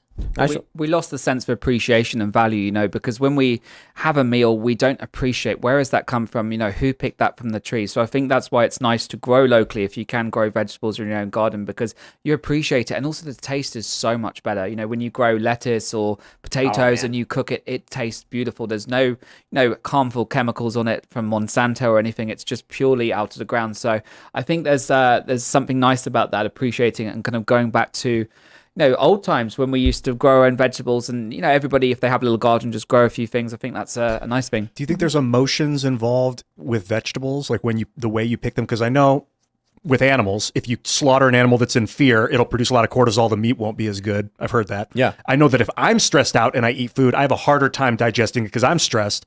So is the plant also experiencing some sort of stressor and like being frozen and shipped over long distances and held in captivity in a grocery store? Not in a spiritual sense. Held in captivity. Not in a spiritual sense, but right now we've got grapes growing all over the property. They're called frost grapes. And what they say you're supposed to do is you harvest them when they're plumpest and freshest, which I think is coming up in a month or two. You freeze them lightly and then take them out and thaw them. And that causes a chemical reaction, which changes them from very tart to very sweet. Yeah, so a lot of people wait. They're called frost grapes. You wait till first frost, and then it converts the sugars or something like that. Although I was watching a video about it, and they're like, some people just don't care all that much. The tartness is actually quite pleasant, so maybe just want regular old wild grapes. But it's sort of nice. You have the option to do either one. So less spiritually emotional, but more chemically reactive. That's for sure. A chemical reaction occurs. I just been thinking more and more that cities are the devil. In a certain sense. I've lived in cities my whole life. Then slowly started moving further and further away from them. Then in 2014, got a little like a 5-acre little plot in the Redlands in Miami, which was less city, more rural, and semi-farm. Like there's a lot of farms there. We had only 5 acres, but we had chickens. The first time we got a chicken right out of the chicken's butt, I'm like, do I got to do anything to it? Do I just eat it? And then I'm like, do we just eat it? And then we fried up the eggs. They were great. We made food with it. Then when we were here, when we got away from Jersey and New York and all that stuff, we had a garden. I wake up in the morning, take 2 eggs straight from the chicken's butt. You walk right up when the chicken lays it. They're still warm. And then you go to the garden. I pick some cherry tomatoes, grab a zucchini, go and chop it all up, fry it up. Breakfast made by me. No harmful chemicals, no BS. I think about what's going on in cities, how to feed the people who live there. Glyphosate, pesticides, atrazine, all of these really awful chemicals. The fuels that are burned to produce it, all the waste produced by it. And I'm like, that's disgusting. It's not food. These people are eating like brominated flour and other weird chemicals. And I'm like, cities have become toxic wastelands where people are consuming fake food, becoming extremely depressed and unhealthy. That we have a story. I mean, suicide rates are through. Let me pull this one up. Let's talk about this. Look at this. The Daily Mail reports suicides hit record high last year when nearly 50,000 Americans took their own lives. CDC report revealed that suicides in the U.S. are at an all-time high. I think a large component of this is what we see in cities. Obviously, COVID, I think, destroyed a lot of people, the lockdowns and all that stuff. But you come out to the middle of nowhere, and what do you have? Fresh running water. Granted, you don't want to drink wild stuff, right? You got to clean it and all that stuff. But we have a well. We have a well water with a filtration system. So there's no gunk. There's no weird chemicals. There's no chlorine. I'm pretty sure we have no chlorine. It's like a multi-stage filter with a UV light to clean it and kill the bacteria. No fluoride added. Just regular old well water. And we have the river is right down the road. Fresh fruit growing all across the property. It's ridiculous. Every month there's some new kind of fruit to eat. And we didn't even put it there. And you can even eat the leaves. Nobody wants to, but you can. A lot of the grape leaves. We got so much grape. Oh, we could wrap stuff with grape leaves. You could wrap them and soak them. Yeah, Chuck was talking about doing that. So we're out here, and it's like a Disney fairy tale. Little animals running about with deer on the front yard. The picturesque mountains in the forefront with the clean air. Yep. You walk out, you look outside, you see clean air, you see mist rising. There's wild turkeys in the front. You could, back in the day, I mentioned this, they have the guns in the kitchen, the muskets. And I asked the guy, like, what's the musket for? And they're like, oh, when they're cooking dinner, they open the back door, shoot a rodent, throw the rodent in the stew. And I'm like, wow, that's how they lived. It's like, you didn't even need to go hunt. You just like open the door and you wait and you're like, there we go, rabbit, bang. So we have wild turkeys in front of the house all the time. We don't do this, but we could literally just capture, kill one anyway. We have deer all over the place. There's too many deer, actually. I hope, like, the deer need to be killed. Right? I don't want to be a dick, but there's like 25 of them, and there's poop everywhere, and they're just eating too much. So people go out and they kill them, but you could just eat the deer.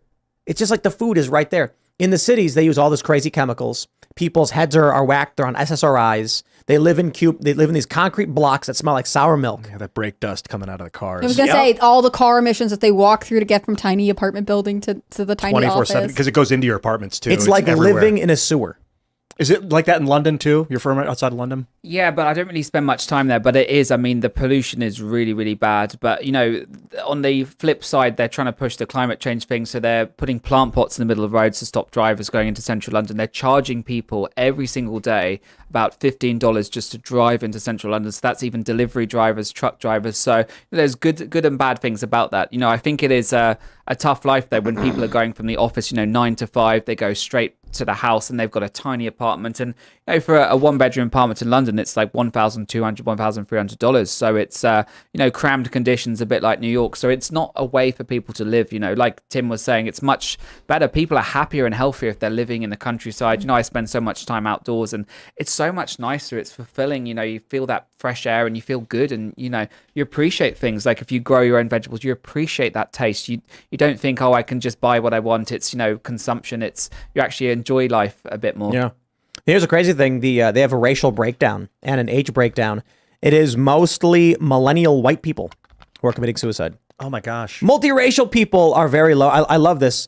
But what you need to understand is that white people are the majority of the population. Okay. So percentage is what matters the most. And I think, this percentage changed. You need to break down the amount of suicides by race, but by percentage of population. So it looks like white people are committing tremendous amounts of suicide, but it's actually fairly comparable. If you look at Black or African, they're about 10% of the white population, and that's actually, so it seems statistically average suicide across all racial backgrounds. But then you do notice that from 25 to 64, substantially more suicides, with the highest demographic being 25 to 44, which is millennial into younger Gen X. It's freaky stuff, man. Mm-hmm. Whatever's causing this, people are having a breakdown. I think purpose matters. I think we can look at a lot of the issues that are causing something like this, and they're just directly correlated with cities.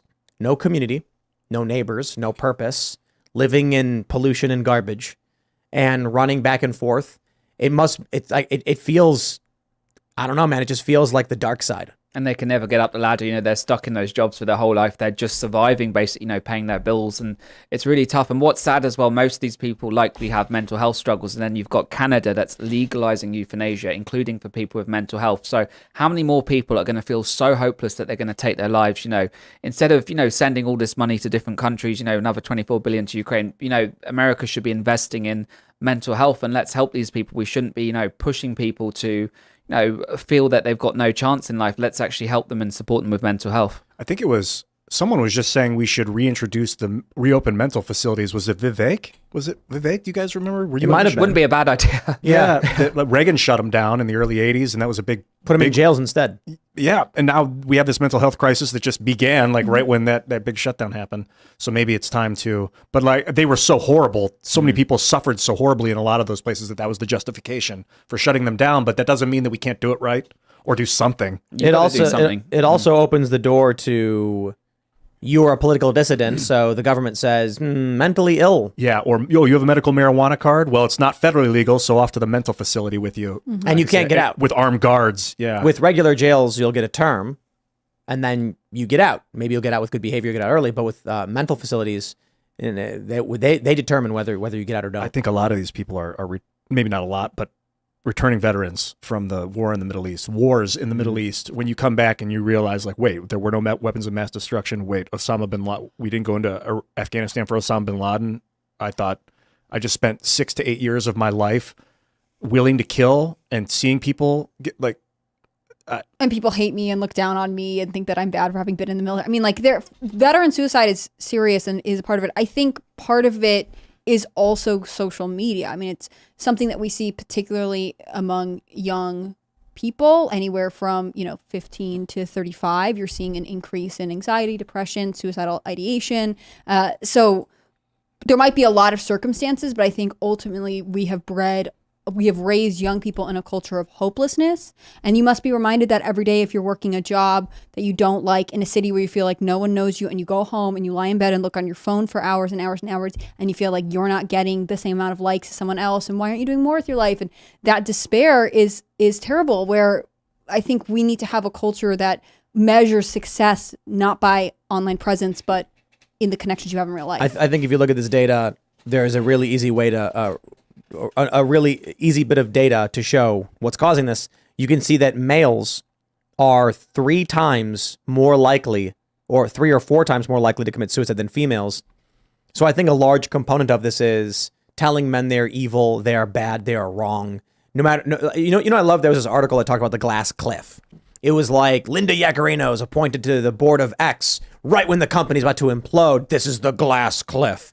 And I'm like, man, you got a glass floor, you got a glass ceiling, you got glass walls, you got a glass cliff. Ladies be living in a big glass room. Is that it? Don't throw stones. That's right. That's what I was going to say. People who live in glass houses shouldn't throw stones. And so these people, they be doing nothing but throwing stones. And so I'm like, no matter what happens to a woman in the workplace, it is the fault of patriarchy and men. And I'm just like, dude, come on. You can't be like, Elon Musk hired who he thought was the best person for the job. We were very critical of Yaccarino, I think is her name, right? Because she was a World Economic Forum individual. She's not being tossed off the glass cliff. She was given a prestigious position. You give a woman an executive position, well, it's the glass cliff to throw her off the cliff. Yeah. You don't give it to her, it's the glass ceiling. You give her a mid-tier job, and they say, well, that's the glass floor. Women are thrown out there because they're eye candy. Oh, just spare me, dude. Well, and with Yaccarino, like, them being like, they hired her right as the company was about to go downhill. Like, are you guys saying she's not capable of turning it around? Yes. Like, are you saying that you think she's not qualified for the job she was given? Like, are you sort of showing us what's actually happening here?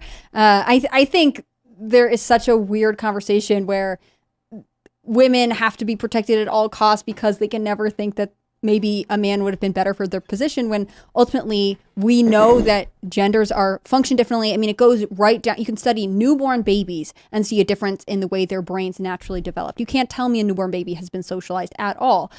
We know there are extreme differences, and instead of having a society that prepares people to pursue things that fall along those lines, we're saying constantly, like, something's oppressing you, something's bad. Actually, you're the problem. Actually, you need to stop the way you are and conform to what we want from you. It's just toxic. I think divorce is another one. I was just watching Soft White Underbelly on YouTube. Highly recommend the one with the divorce attorney that is just recently came out a few days ago.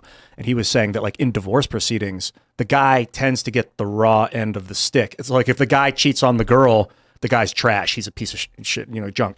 If the girl cheats on the guy probably wasn't doing enough to support her, so she had to go. They're more likely to lose custody of their children. I mean, it's brutal. So to be 18 or 16, I mean, was this around you? This, like, men are bad? Is that part of why you feel like I don't want to be, or I don't feel right as a guy? Like, so it wasn't like it is now when the patriarchy is constantly mocked, and you saw the Barbie movie that was kind of mocking men. So you saw the Barbie movie mocking men, but it wasn't around then. But I had a kind of difficult relationship with my dad. He was very masculine. He was trying to get me to do all these outdoor things, and I didn't get on with him, so I was trying to reject that. So that was part of the reason why I became more feminine and more like a girl and stuff. But I think nowadays we're really seeing this division is a breakdown of masculinity, because it's very hard to find just normal masculine guys now, right? Because we're having this society that's emasculating men. And again, the Barbie movie, I enjoyed the movie. I thought it was cool. I love all the colors and the outfits and stuff, but I think it was mocking men and trying to make men look bad and tell women, you don't need a man, you don't need to settle down. And they even mock the pregnant Barbie and that. So I think it's kind of teaching kids, or teaching young girls, you don't need a man in life. And, it's essential for starting a family, right? And growing. So, and I think guys are seeing that and thinking, like, I'm not needed. If they're telling girls they don't need men, and I'm a man, that means I'm not going to be needed. Why am I even here? I have no purpose. Yeah. And that's why we don't see strong, solid relationships anymore, or marriages, a lot of marriages failing, or, people just hooking up on apps like Tinder or Bumble, because they don't see the purpose of it. you know, everything is so fast in modern society. You just go on an app, you find someone new, so they don't build that connection, which I think is really sad. That was another thing we were talking about, like 50 years ago. Your dating pool was like who you knew and who you were around. Now, even when you're like married or you're in a fully committed family relationship, if you go to check your notifications, you see women's faces, like the faces of hundreds of different women. It's just such a like an erotic mess. It's not natural stimulation. At least it wasn't up to this. Now maybe we have to start considering it. I mean, it's artificial, but it may be becoming part of our nature. But it is counterintuitive to the marriage like monogamy structure. That's something else this divorce attorney was talking about too. Jeez, it's a weird. But I mean, if we don't have kids, then the human race will not proceed. And this is why young men are skewing conservative. It's why young men are fans of Andrew Tate and Jordan Peterson, because you've got finally they're being talked to, they're being explained their value, they're being explained their responsibilities, their opportunities, and the left. This is really, really funny. I think it was Vosh who tweeted something like, "The reason young men are becoming conservative is because the right is talking to them. We need to do this." And the response from all these leftists was, "Oh, boo-hoo, poor men, shut up, spare me, blah, blah, blah." And I'm just sitting here laughing, being like, just keep on ragging, just keep on hating. And more guys are going to be like, screw you, I'm leaving. At first, I was hurt by a girl. I blamed her. It was my fault, a lot of it, in my 20s. So I was like happy to watch this division proceed in like 2011, 12, 13. I'm like, good. She deserves it. All women deserve it. I was so angry. But it's like a snowball, an avalanche rolling down a hill. Once it gets started, it's gone out of control now. I don't know. I mean, I'm sure we can grains of sand and kind of slow the thing down because it's not a literal avalanche, but it feels like this momentum of divisiveness between men and women has been picking up steam, and that's concerning. Of course, it's shit can get changed really fast. Well, I would with think the internet. movies like Barbie are sort of accelerating this, right? They're saying men are to blame, and that's I don't know. I thought right. Barbie was making fun of women. I've never seen it, so Yeah, I I haven't seen can't it either. comment accurately. I thought it was more mocking men. It was basically teaching women, don't settle down with a man, you don't want to get married. And there was 2 scenes where there was a pregnant Barbie, and Will Ferrell was the CEO of Mattel, and basically they were mocking the pregnant Barbie like she was a discarded model. So it was teaching, young girls, don't have babies. And there was a scene at the start, you might have seen it in the trailer, where these kids were on the beach and they had these baby dolls, they were looking after them. Barbie came along, suddenly they smashed them. So I thought that was almost a subliminal message telling kids, don't have babies, or because it's not what we want in society anymore. So I mean, I didn't see it, but my view from the trailers and the commentary that I have seen is that if the default presentation of the Barbies is this happy-go-lucky world, and then she goes out into the real world and it's not nearly as bad. Like, I think it shows them as like airhead, vapid, stupid, lazy, entitled. Like, but I didn't see the movie, so I don't know. I got a hot take. I don't think Margot Robbie's that good of an actor. I've never I heard thought any she was of, good. You thought she was good? Yeah, she's good, yeah. When I look at her face, I just don't see, and Margot, come on the show. I still love you, but like, she's just popular because she's hot. And maybe I'm wrong. Maybe she was great in the movie. I didn't see the movie. a lot of stuff. I know, right? she was in, she's a really good actress, with yeah. Jared Leto and, what's that movie? Harley Quinn, right? Yeah, Harley Quinn. She was in that movie was Wolf of Wall Street awful. too, right? Dude, the worst, one of the worst movies I've ever seen Really? was Birds of Prey. Was she in that too? Yes, and it was just so I saw a bad. couple scenes with her and Ryan Gosling. I'm actually upset you guys made me remember that movie. Yeah, Sorry. I mean, I hate Yeah, objectifying Margot other Robbie. actors because good for her doing what she's doing, but I think it's kind of an example of like where our society's at with auto-tune and like the hot girl gets the lead because she's hot and not because the best actors. Well, they What else wanted is Amy that? Schumer originally. For what, Harley Quinn? And No, they for Barbie. missed the mark if they didn't hire her. Amy Schumer's legit. Lizzo. True. Well, she's got a lot of problems right now. It would have been an issue. I don't know. Maybe Yeah, but Margot they didn't was know great. about the problems when they were doing casting. So true. Yeah, they were. It's really funny because they wanted to do Amy Schumer because they're woke, and then somebody was like, "Yeah, but there's a limit." You know what I mean? Like, I can't just cast everyone all the time everywhere. yeah. I don't know. I Someone just said that Margot Robbie produced the movie. Is that right? Yeah, was a she producer. She was, yeah. I don't really care all that much about the Barbie movie. I don't want to see the Barbie movie. What? Tim, I thought you were a huge Barbie fan. Yeah. You were Huge, talking sure. about Barbie all the time. Are you how big of a fan of Ryan Gosling are you? 1 to 10. 1. Oh, really? 100? You love him? 100? I like Ryan. I think he's awesome. 1. Oh, I think he's one of the best actors on earth. But I love that guy. I mean, I guess it depends on what does 1 represent. Like, not a fan at all, and 10 is a big fan. Not a fan at all. But it doesn't mean I don't like the guy. I just don't know anything about him. I don't know. Whatever. He's a dude. It's fine. He's doing his thing. Good for him. He was in Blade Runner. He was in Place Beyond the Pines. That's how he met his wife, Eva Mendes. Oh, I don't know what that is. The Notebook, and I cried. Have you seen it? No, I have not. It'll change you. Have you seen The Notebook? I know what it is, but no, I haven't seen it. No, it's a fantasy. Mandatory screening after this. All right, I'm going to the bathroom. I love you all. Let's talk about, I want to talk about Sam Harris. Let's get a little bit podcast esoteric. We have this clip, and there's been a whole bunch of clips from Sam Harris that have been going around. For those that aren't familiar, he's a very, very big podcaster, and it appears that he has, I don't think he lost his mind. I think that he embodies the grift perfectly. You've got people who are passionate and dedicated to what they believe. You've got people like Brett Weinstein who are very, very adamant about their beliefs and their expertise.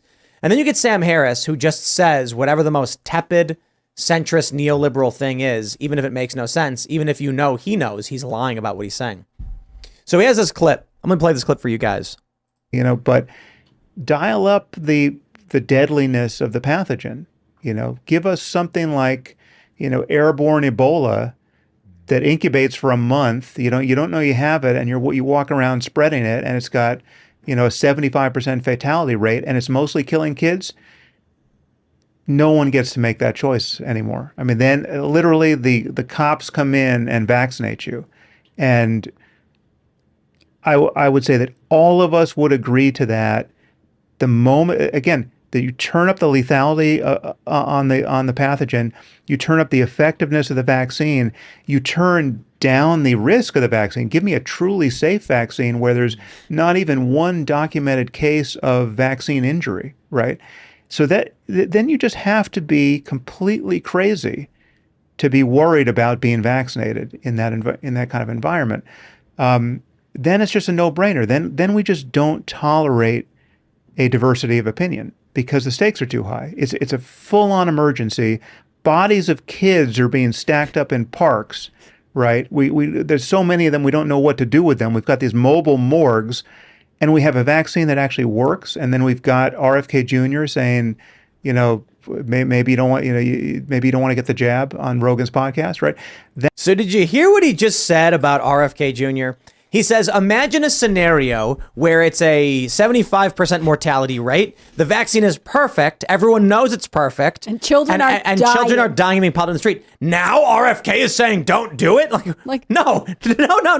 RFK was talking about now you made up a fake scenario in your own mind and then criticized RFK for saying something in your own mind. Dude is losing it. He's completely losing it. This was the bodies in the, he could have children's bodies in the basement and I would still vote for him guy, right? I don't really understand how he made his career happen when it's based completely apparently in fiction. I want to read this tweet from Dave Smith. He said, quote, imagine if everything was completely different. Then things would be different. Imagine if COVID had a 100% death rate and the vaccine was perfectly safe. RFK looks pretty stupid now. It's just absolutely remarkable. I'll tell you what I think Sam Harris is doing. He just wants to stay on the good side of the machine. He wants to still maintain some kind of academic contrarian personality type, but he is worried about being on the other side of the machine. That's it. So what he just said made literally no sense. I missed the best minute probably of but the whole night. I also want to point out too, this whole statement. Let's just say you have airborne Ebola, 100% mortality rate or whatever, 30-day incubation, like the worst case scenario. And then RFK Jr. comes out and says, maybe you don't want to get the vaccine. And the police are going into people's homes and forcefully vaccinating them. My response right away is, I don't trust the government. Sam Harris's world is so insane. It's like he lives in this reality where the government is a big marshmallow man that wants to hug you. Mm-hmm. Like, bro, the government quite literally is a demon, is a gigantic demon with fangs trying to drink your blood. Okay. There are some circumstances where that gigantic demon does things for us because there are other gigantic demons trying to drink our blood. You see what I'm saying? And so one day, the gigantic government demon stops a war from happening, like stops an invasion from coming into your home. You go, wow, thank you so much, demon. See, this is why we need the demon. Then the demon grabs someone, cracks them in half and drinks their blood and throws their body. Like Sam Harris needs to read a history book because governments throughout history, in almost every single circumstance, are really, really bad. There's good things that come with government. Small government, I'm talking like small towns and local stuff, tends to work fairly well, but large scale stuff tends to be very, very demonic. And here's a guy so desperate to stay in the neoliberal space that he makes this, he espouses a sophistry. I wish I'd heard it. Well, I think what's strange is the mental gymnastics he has to go through to create a scenario where the world that he wants is correct, where RFK is, saying the wrong thing and doing the wrong thing. So he creates a completely fake scenario. It seems like the worst talking point of all time. I'm sure I say weird stuff too on the internet, but it seems indicative of the culture he is in, where I could give you a completely hypothetical situation that I have made up and then apply it to a real world example that actually has nothing to do with it. I love this response from Tristan Tate. He said, if ifs and buts were candies and nuts. That's an excellent response to Sam Harris. I think what happened is, and the reason why I want to talk about this is this is the intellectual dark web guy. This big podcast. What was his podcast called? Yeah. You remember what it was called? It was Sam Harris something intelligent something. Or I don't know. I'll look it up. And it was him, and he would sit around with Joe Rogan and Ben Shapiro and Jordan Peterson and Dave Rubin, and they would talk about all this stuff. And it was like, oh, very fascinating. And now he's been going out saying Making sense. That was making the name sense. of it, yeah. Criticizing Joe Rogan, saying he's captured by his audience. I'm like, bro, that's quite literally you. Joe Rogan just drank Bud Light. Joe Rogan on 2 occasions cracked open a Bud Light and said the whole thing was silly. Despite the massive backlash against the company, that's not audience capture. That's Joe Rogan just being him and doing what he wants to do. This guy is willing to say whatever nonsense he can to try and stay in the limelight, not piss off the neoliberal establishment. That's the definition of grifting, I suppose. Well, I'd like to get him in studio at some point. It seems like He we won't have a do lot of similar friends. He was just with on Modern Wisdom. Right. Yeah, but he won't do it. He's like, he said in one interview, I'd love to talk with Jordan or Brett, about these things. And then he literally doesn't talk to them. Mm-hmm. Or I don't think he mentioned Brett. It was like Jordan and Joe or something. I don't know. Brett Weinstein. Yeah. And then Brett's like, he literally won't talk to us about this. And Brett's an evolutionary biologist. Mm-hmm.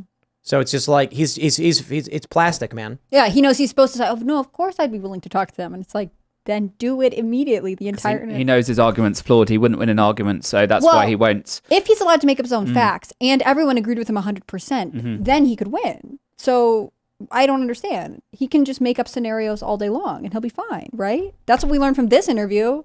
Yeah. I think that's so weird to make this hypothetical because you don't like RFK Jr. so much that you would say, if the virus was more deadly and also vaccines were better and also there was a massive emergency, like none of those things happened. Point to one time that has happened where this has been the case. He can't even cite a historical precedent. It doesn't make any sense to me. It was he playing the devil's advocate to the point where just he playing dumb, I has think. just become the devil. So I think what happened with him is he has Trump derangement syndrome. That is so weird coming from a guy that's supposed to be an intellectual. I don't Here's what I think happens. He sees Trump losing and he thinks to himself, oh man, if I'm on the side of Trump, I'm on the wrong side of history. I'm done. I'm going to come out and say whatever I have to say to be this centrist, but still in the good side of the machine personality. I get that forces him to adopt a bunch of positions that make no sense. I get that from Neil deGrasse Tyson too. I think he just dude. said there was many genders. Yep. He's a scientist and he said that. Yep.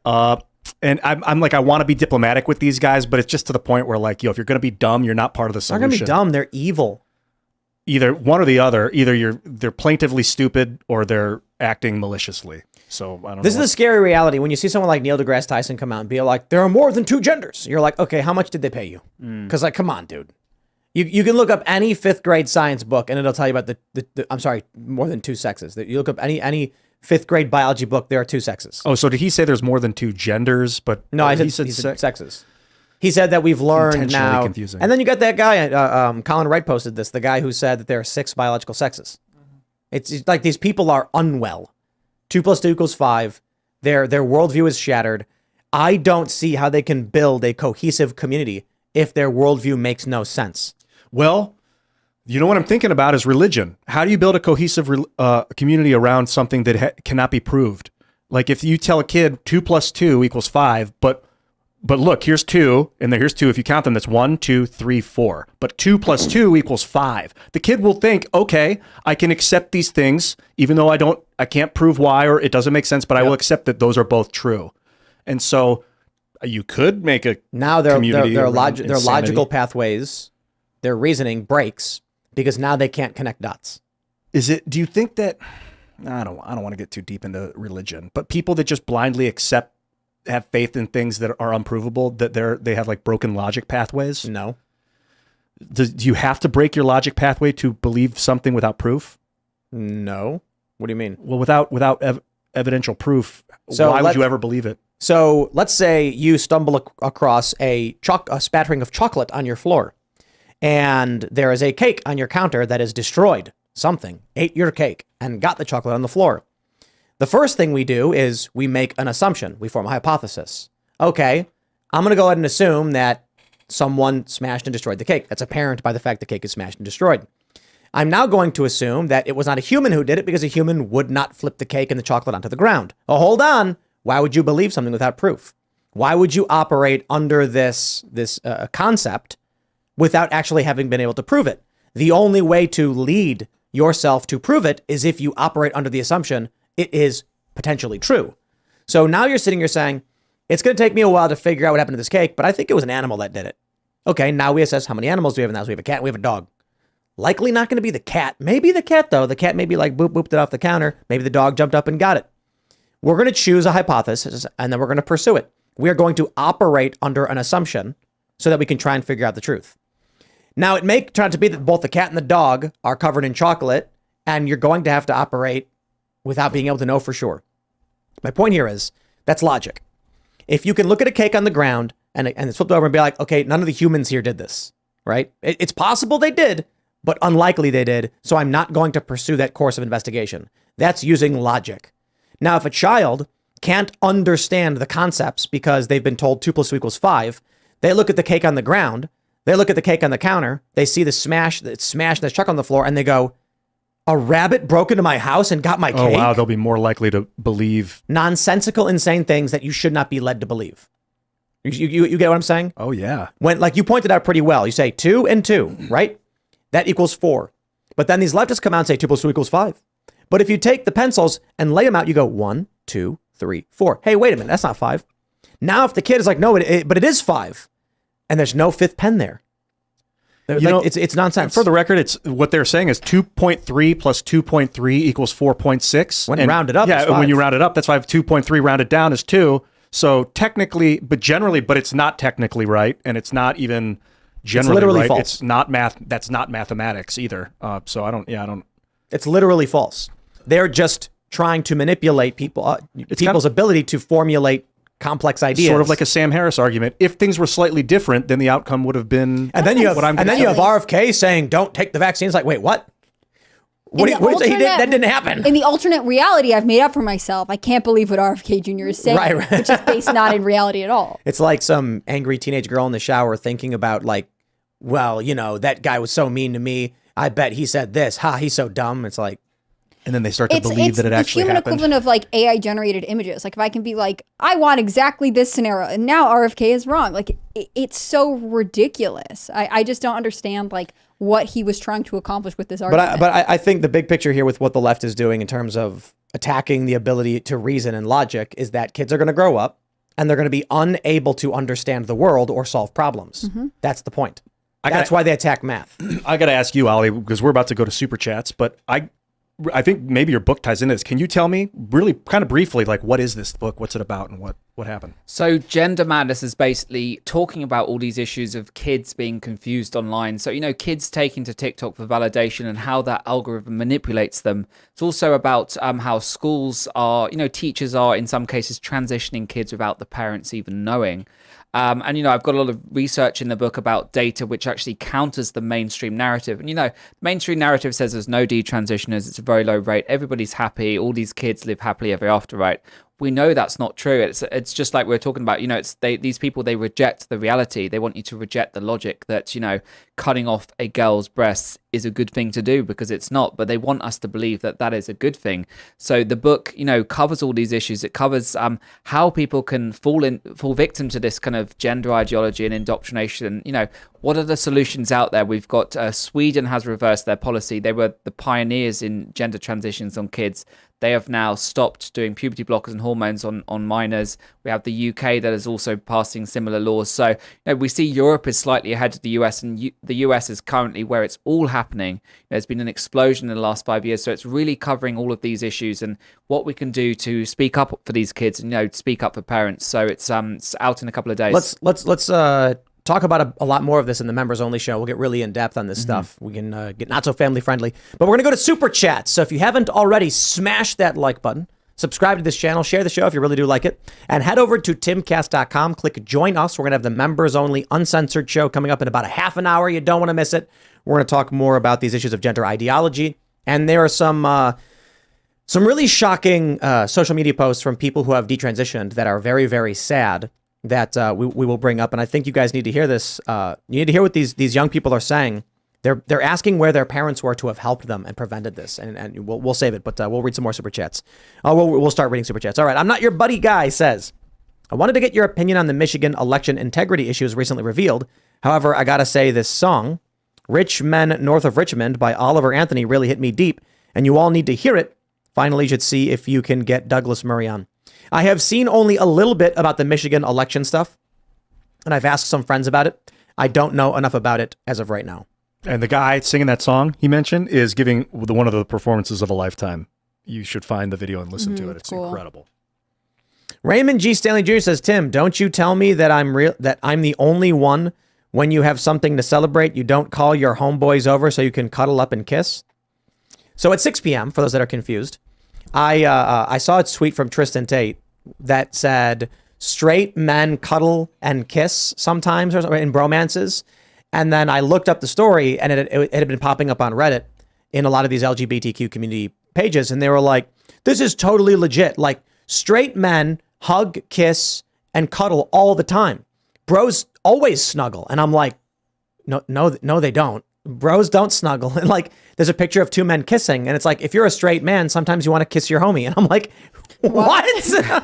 And apparently Metro published a story in 2017 where there was a study done that found that straight men, it said, and this, I think they're just trying to lie to kids. Like, they're trying to trick people into thinking this stuff's normal. Dudes aren't doing this. Like, it's just not happening. It said, when surveyed, most men said that when they're hanging out with their friends, their straight male friends, they will sometimes walk around naked, snuggle with each other, and kiss on the lips. No. I'm like, dude. No. Who'd they survey? Like those are gay people. 10 gay dudes, yeah. And there's no problem with being gay. Just say you're gay. Don't say you're a straight guy. And I'm like, if they surveyed a guy who claimed to be straight, but then all of a sudden he kissed his male friends on the lips, he's just in the closet, dude. That's all I'll say. He's not straight. But I thought that was funny. So I did a segment on that's what Raymond G. Stanley Jr. is referring to. For Brit says, when you start selling your chickens, you should call them cast brewed chickens. It'll match your cast brew coffee. Love you guys. It's the Chicken City strain. We have to figure out Roberto Jr.'s children, and we believe he has two or three sons.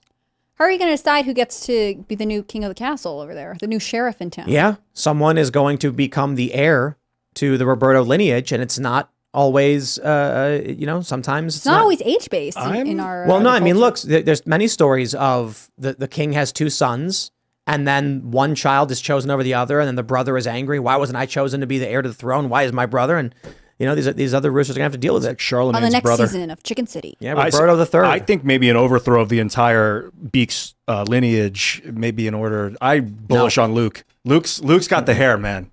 That guy looks like a dog. I say it again. Are his feet still weird? And he actually Maybe. he's actually pretty nice. And, apparently you can, he'll crawl onto your lap and you can pet him and stuff. And he's super chill. Yeah. Is he, But Luke Rutkowski tweeted about it because he's named after Luke. But no, the Beaks dynasty will be forever. Yeah. We are going to have this great history of, generations of the Beaks. Let's hope that it does not devolve into civil war. It won't. So, Roberto, they're all his kids. Like, Roberto, the one rooster, he's got 80 children. Zeused it up, dude. He's got probably 50, but then he's got a bunch of grandkids too. Like, man, this dude, he had kids. And he's back. The king has returned. But apparently him and Luke don't get along, and they tried to spur each other. Yeah, I think Roberto, he's like battle hardened now, spending all Well, that time. he's always been pretty tough. I think it's because he got a Napoleon complex, because when they thought he was a girl. Yep. And Luke can't be. I can't remember all of when all the chickens arrived, but he can't be the sheriff because he's not actually a descendant of Roberto Jr., right? Or is Well, that's obvious. You know, But- he's a usurper. But the bigger issue is that he has a domed head. And so if he gets pecked in the head, he'll just die. Yeah, that's you don't want to make interesting. a weak chicken the king. But we gotta go look. Roberto Jr.'s kids are all still very, very young. They're only a few weeks, I think. And so we need to figure out who's the boys and who's the girls. What if there aren't any boys? What are you going to do? No, there are. What if they're We know trans? for sure there are. Trans chickens. Well, we thought we we accept thought them as Roberto they was. are. No, we thought Roberto was. So we bought. I think we got 8 baby chicks that were supposed to be chickens. We didn't want a rooster. We just wanted chickens. We wanted just 8. And then 2 of them died, and then one of them started one day went, "Ugh!" And we were like, "What the hell was that?" And then I'm like, "Why would a hen grunt?" And they're called alpha. What are they? Alpha hens or something like that. Where if there's no male, a female will become like She'll girl masculine boss it up. and be basically trans chicken. No, for real. We'll start acting like a rooster. And then people were just like, yo, I think that's just a rooster. And then I'm like, what? And then the success rate of successfully sexing the baby chicks is like only 9 out of 10, 90%. So we ended up getting a rooster. Then I'm like, well, now we got a rooster. And then he started, doing his thing once he got old enough. And then we had eggs and we incubated them. And Roberto Jr. and Maggie and Bernie were the first 3 chickens. Aw. Yeah. So Roberto Jr. And we're like, we call him that was Roberto like Jr. 2 years ago at this point? 2 years ago. It was almost exactly Happened so 2 years ago. fast. I remember it so well in the front yard. Yeah, I remember when they were in the front yard, in the garden. And Roberto Jr. we had in the house, in our room, in a little cage because he was super tiny. And he'd run around and jump up on the bed and stuff. And we had to clean up poop all the time. It was really awful and disgusting. Oh yeah, he'd But tear it see- of on the bar downstairs too. Yeah, he'd run around. Junior.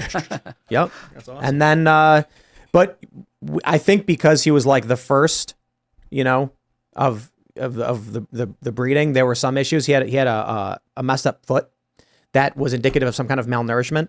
And when Roberto Jr. was first crowing, he would pass out.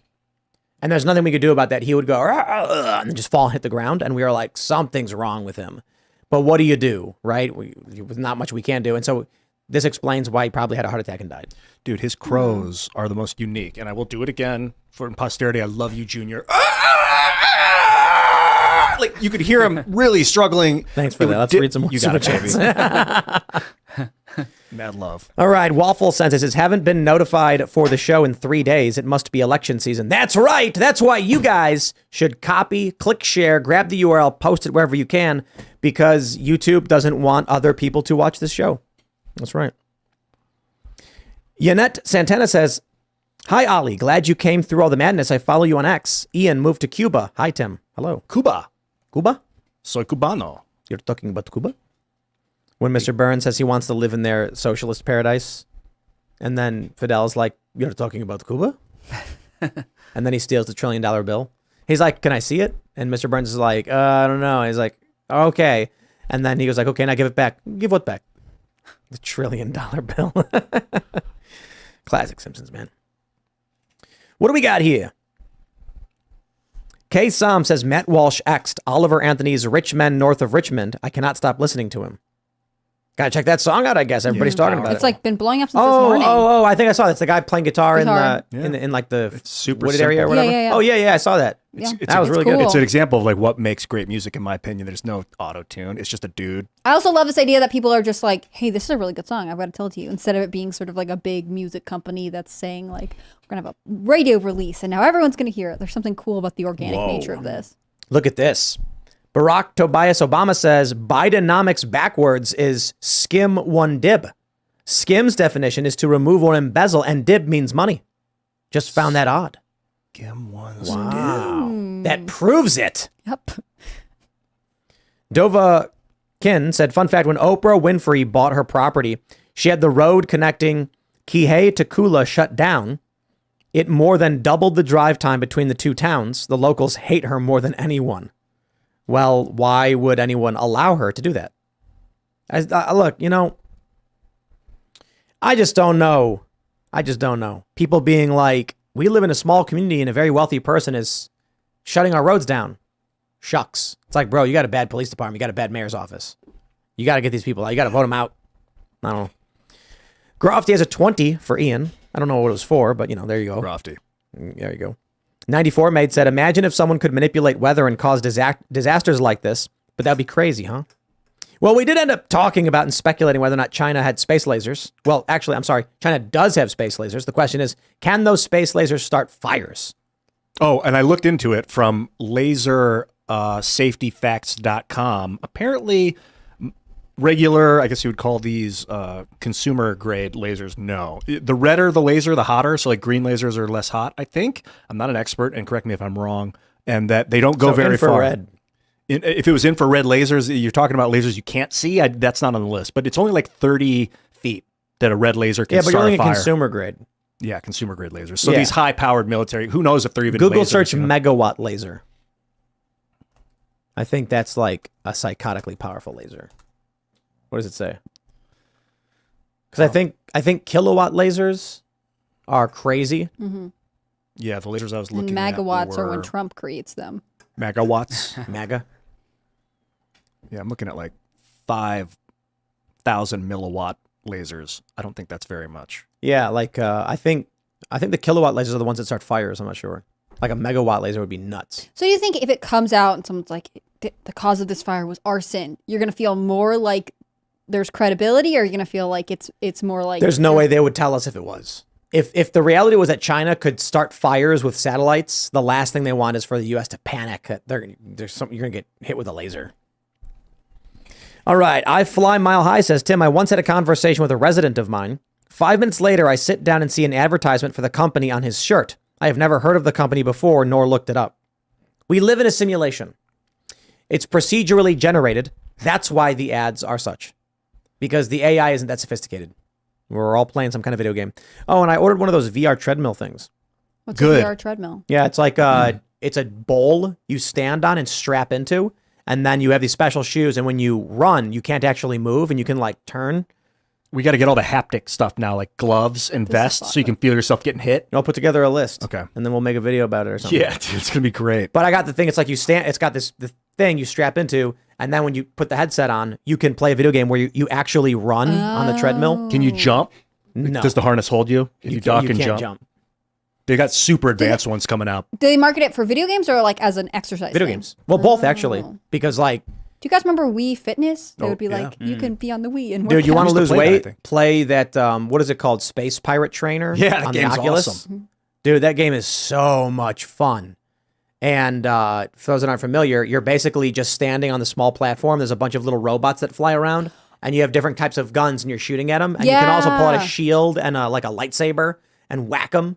It's all around you. so You fun. spin around like 360 doing martial arts. I played that one on the Oculus, and then there's one where you're You like get an sweaty. assassin or something. You're like killing people or whatever. But I was in the skate park when I did it, and you have to like punch someone who's coming close to you, and I punched the wall because I had. You got to set the Oculus on. boundaries. I didn't do it well, so now I've retired from my VR video game punched days. the wall. Yeah, it was like square, and then I had to like lift up the glasses, and I was like, Did your oh, hand hurt? man. It did hurt, but it made me feel like I had a lot of street cred. I felt like a true video game person. I was You committed. draw. Trial by You fire. draw the boundaries, and you. I think I had just messed it Play it up safe. because I'm not very good at it. But Well, that's the thing. If with this treadmill thing, you stand it, you can't go anywhere. It's much so safer. when you're in it, you can move around. They got to make one where you can jump. Yeah, that's and duck too. If you can like, Well, you can definitely duck. crouch. Yeah, Dude, duck when you you can can. jump and like go on your stomach and like fly, that's gonna be. I mean, I think there are ones that do that. Jumping's key.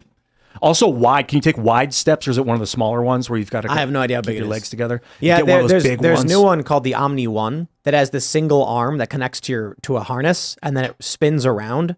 That's not available yet. They're doing this ad campaign where they're like invest in the company or whatever. But there's other treadmills you can get. Yo. And then you All go right. into a padded room if you're me. And Yeah. man, Don't we can do punch the wall. multiplayer with that. It's gonna be wild. Justin G says, to your point, Tim, I remember when I saw my first total solar eclipse. Total letdown compared to what I expected, thanks to Hollywood and social media.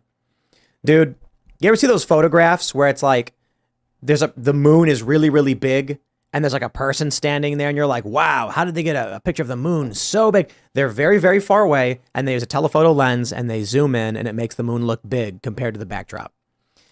All of this stuff, man, so much of life is just made to look more magical than it really is. And then you go somewhere and you're like, oh, that's cool, I guess. You know, everything, the colors are always saturated. You go to Denmark and you see those photos of like in Denmark, those colorful houses. And you go there, everything's a bit more dull than that. They brighten the colors. Come here. The candy is covered in salt. It's not delicious. It's rather awful. People sue the fast food chains that use styrofoam to make their burgers look bigger. I mean, everything's an illusion. Oh, wow. Switzerland. There are two big lawsuits with that. What they do with burgers is when they make the burger, first of all, it's like not even a real burger, but they'll cut it, a triangle in the back, and then spread it out. So you can't see the back of the burger. It looks wide. It's such scumbaggery. Dude, anybody who's ever seen a commercial for a Big Mac knows you ain't getting that when you order it. How can they? That's false advertising. But that's Taco Bell. Come on. Ain't no way someone's going to try and tell me that what I see on the menu is what they're giving me because it's always like, I love Taco Bell, by the way, but it's always smashed, you know, and you're just like, nah, come on. There really was a big class action lawsuit against McDonald's, I believe, and there might be one against Taco Bell right now of people who are like showing the advertisement and saying like this was not it, because there is a certain amount of manipulation they're allowed to do to make the food look better, but they're saying like reading these are really funny because it'll be like it's 50% cheesier than or less cheesy than advertised, and like you want to be like, who is spending the time writing this lawsuit? But I mean, the consumers aren't happy. Did you see that crazy viral video yesterday on Twitter with that? I think it was a man in a costume. He had this kind of weird neck mask and he was in McDonald's complaining about the fries. Did you see that one? Yeah, I didn't look into it. I think it was fake. There's so many people saying, oh, it was a man in a mask or it was a general woman, but they had this weird mask, almost like Bo Selector, if you ever saw that. It was a comedy show in the UK. Weird, but it was all over the internet. It was actually really funny, but yeah, people are divided whether it's a real person or just someone in a mask, you know, trying to be a Karen for attention to go viral, basically. So everybody in the chat's ragging on Taco Bell. KP says Taco Bell is an awesome laxative. I actually don't have any issues when I eat Taco Bell. No, neither. I was surprised because I didn't have it for a decade or whatever, and then I decided I think I was on like Grubhub or something, and Taco Bell popped up, and I'm like, I haven't ordered Taco Bell in a long time. Had no problems whatsoever. Actually felt decently well after having it. Had some recently, and also decently well. However, someone said, let's see, Simulacra Viro says Taco Bell blows. Well, it's certainly not food. I don't know. It tastes great though. And then Diego Zion says Taco Bell does not look appetizing ever. WTF? Fair point. And someone else called it dog food. Okay, I accept it. But the thing is, Taco Bell pioneered staying open super late. And even now in this area, it's open the latest. So if you want food after, I don't know, your late night podcasting thing, you know, you go to Taco Bell. They also have you did guys free seen refills. the meme? So have you hang out there for a long time? Have you? And as a skateboarder tradition, after we finished skating, we'd get Taco Bell and then you'd get Baja Blast. But have you seen the meme where it's like Taco Bell, it's 4 a.m. and there's like a Maserati and then like a 1992 Chevy. It's the Great Equalizer. The Great Equalizer. Everybody's just trying to live mas. Yo, we went to Taco Bell last weekend and it was like, I don't remember what time it was. It was like 10 or something. And that's exactly what we saw. There were like 2 sports cars in the front looking really nice and then regular cars behind. And I was like, man, people really just want to live mas. Yeah, they do. And Taco Bell is interesting because they have their, like, number one, it's popular among vegans and vegetarians because they have more options. But also they have their cantinas where they're like different restaurants where they can serve alcohol. There's some in like major cities. So as a brand, I actually think they're really interesting. They can't make you eat there if you don't want to. I've seen how they make the food because there's an Instagrammer who like his account is like Taco Bell Prep. It's disgusting. Oh, why? It's so nasty. Like the beans are a bag of powder that they pour into like a vat. And then it's just like a gel that reconstitutes. Oh. When they grab the beef, I'm just like, I do not want to eat any of that. But then we end up at Taco Bell. But the cheese is fine. Is it? Yeah, the cheese is fine. I used to love it in the 90s. I don't like wheat tortillas. Yeah, I'm away from that now. Corn tortillas. And even then, I try to avoid that. You know, if I go, we go to, there's a really, really great Mexican restaurant called Mi Degollado, which apparently means like slitting a man's throat in Spanish. Yeah, apparently. But it's amazing, and it's out here in West Virginia. So I always get the fajitas, and I just say no tortillas. And then it's just, it's like as healthy can be. It's chicken, peppers, and onions. You know, how are you going to go wrong with that? I call it real Taco Bell.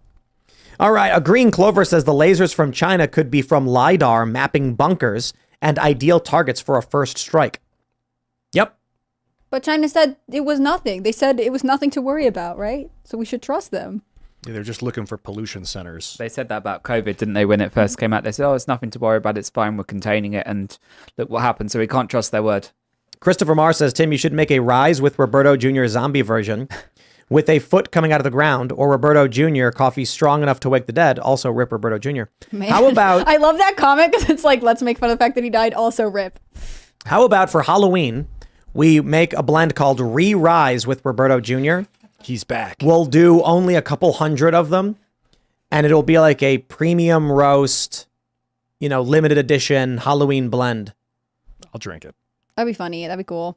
Because I love it. most brands roll out the pumpkin spice in the fall, and you guys would have a Halloween blend. Re-Rise with Roberto Jr., and it'll be a zombie foot coming out of a... We're giving him a Viking funeral this Sunday, I think. Oh, I'm going to miss it. So we have a pond, and so we're going to make a little boat, put reeds on it, place him on it. We're going to tie a rock to a string, tie the end to the little boat, and throw it into the middle of the pond so that it anchors it, and then we're going to, throw a little fire on it. Oh. Yeah, give him a little Viking funeral. Mm-hmm. Yeah, poor little guy. He didn't have a good heart, we don't think. Oh, man, great rooster. But they're chickens. I mean, in any other world, he probably would have been food. He would have been killed and eaten when he started hurting the hens. Probably. Well, what they do is they call it giving them to nature, because you don't want boys. So when you're naturally hatching the eggs, when you get boys, you just take them out of the coop and place them on the ground, and that's it. You walk away, and little dude just isn't there tomorrow. Well, that's giving them back to nature.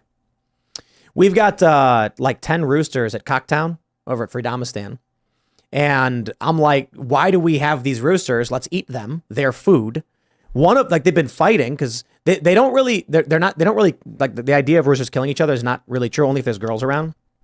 So they're mostly fine, but they're not living well. And I'm like, let's just put them in a pressure cooker, man, and then have some rooster stew. Do you need to get them checked for parasites or anything? We've raised them, and I don't think we have to worry about that. They're fed farm, like organic, good stuff. But Chris doesn't want to eat them, so I was like, okay, then let's just open the door, let them go do their thing. You know what? I really would love this idea. If we had like 50 roosters, I envision this fox like sneaking up onto the property and like hearing the rooster crow and thinking, I'm going to get me some food. And then he like sees one rooster sitting there looking around, bobbing its head. And the fox is like, oh yeah. And the fox creeps up, and then it jumps for the rooster. And then all of a sudden, like there's 300 roosters with glowing eyes looking at the fox. And the fox is like, no, what is this? And then the roosters eat the fox instead. That'd be awesome. Yeah, that'd be so cool. Roosters being like, that'd be a good commercial for Stand Your Grounds. Yeah. In memory of Roberto Jr. All right, we'll grab a couple more super chats. What do we got over here? Eric Alman says, Tim, multiple Canada fires not started by satellite lasers. And Tim, Hawaii fires could have been started by satellite laser. So what I said was the most likely scenario in Hawaii is that someone's cow kicked over a lantern. All right.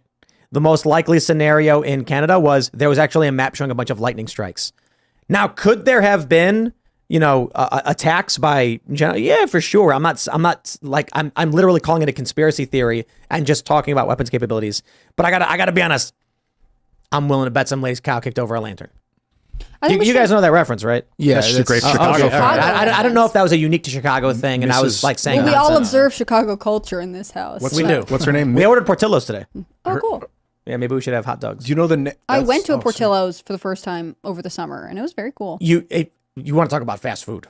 Okay, Portillo's is the best ever, no question. My only question is, do they have green dye in the relish? Because it's very green. No. Oh, I'm pretty sure they don't. There's a lot. Yeah, relish. It's just good. It's really good. I think we should have a It's a good question though, because I thought that too. Yeah, I think we should have a board game or card game where we like create conspiracy theories, because you were just speculating about the lasers. We should be allowed to talk freely, Yeah, about A card volcanic game? blasts Yeah. and stuff. like Cards Against Humanity, but instead of I don't know whatever they're doing, you make conspiracy Like theories. false flags.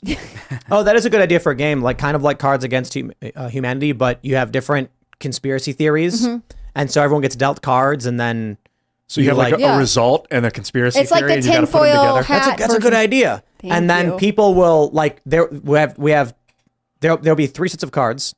there will be like conspiracy and result, and then there will be like the scandal or something, right? So someone draws a card and it says like wildfires were started in Canada, and then everyone has to choose 2 cards That, like, explaining explain it. what happened. Billy's Yeah, I think that'd be explosive really fun. fart, stuff like that. And you'd be like, well, obviously that isn't it. One of them will be like cow kicks over a lantern, and then the other one is, causing a massive explosion which destroys 3 small towns. And then you like play it down, and then people will vote on who they think is the funniest, and then just like that, you win. Yeah. That'd be fun. All right, you've heard it. Who wants to make it? Also, we should probably open source the video game. Love the idea. I think we should create a Discord room, and we'll send we'll put the code out in the video game Discord server. People can just make the game. That's a good idea. It's Game Maker, I think. Yeah. Yeah. That would be good. Matthew Draga says, my family just bought a restaurant in Lahaina that used to be a chart house. We were renovating it and now it's gone. I'm not looking for sympathy. Lots of people lost their homes. Pray for Maui. Man, sorry to hear it. Speaking of, Kellen sent us a map on Twitter you could pull up if you want from Steve Lookner. It's at Lookner, Lookner, and it's a map of all the houses that were destroyed in the fires. All this red stuff. I don't know if it's accurate, but it is devastating to look at. Apparently, there's a lot of houses. And it's a lot of coastal stuff. I guess is that they're all on the coast, and then there's mountain. They can't really get up in the mountain.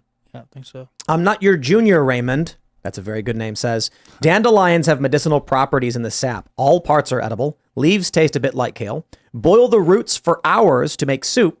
Nectar makes a delicious jelly. Bees love them. Dandelions are the chicken of the plant world. I grew up with dandelions being garbage, and we're like trying to get rid of them. And then I learned out here that they were actually brought here intentionally because they were medicinal. And you can look up Appalachian dandelion recipes. They batter and deep fry them. And apparently they taste like mushrooms. So actually, Ian started it when he mentioned dandelion tea. And then we were at, I think, Mom's Organic, and we bought some. We bought a couple different kinds, and it was the best tea I've ever had.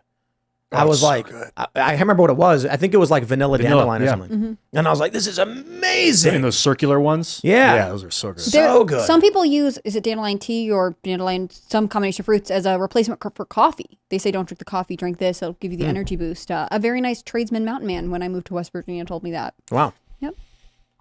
All right, let's grab some more. What do you have this? Nina A says, rest easy, Roberto. Roberto Jr.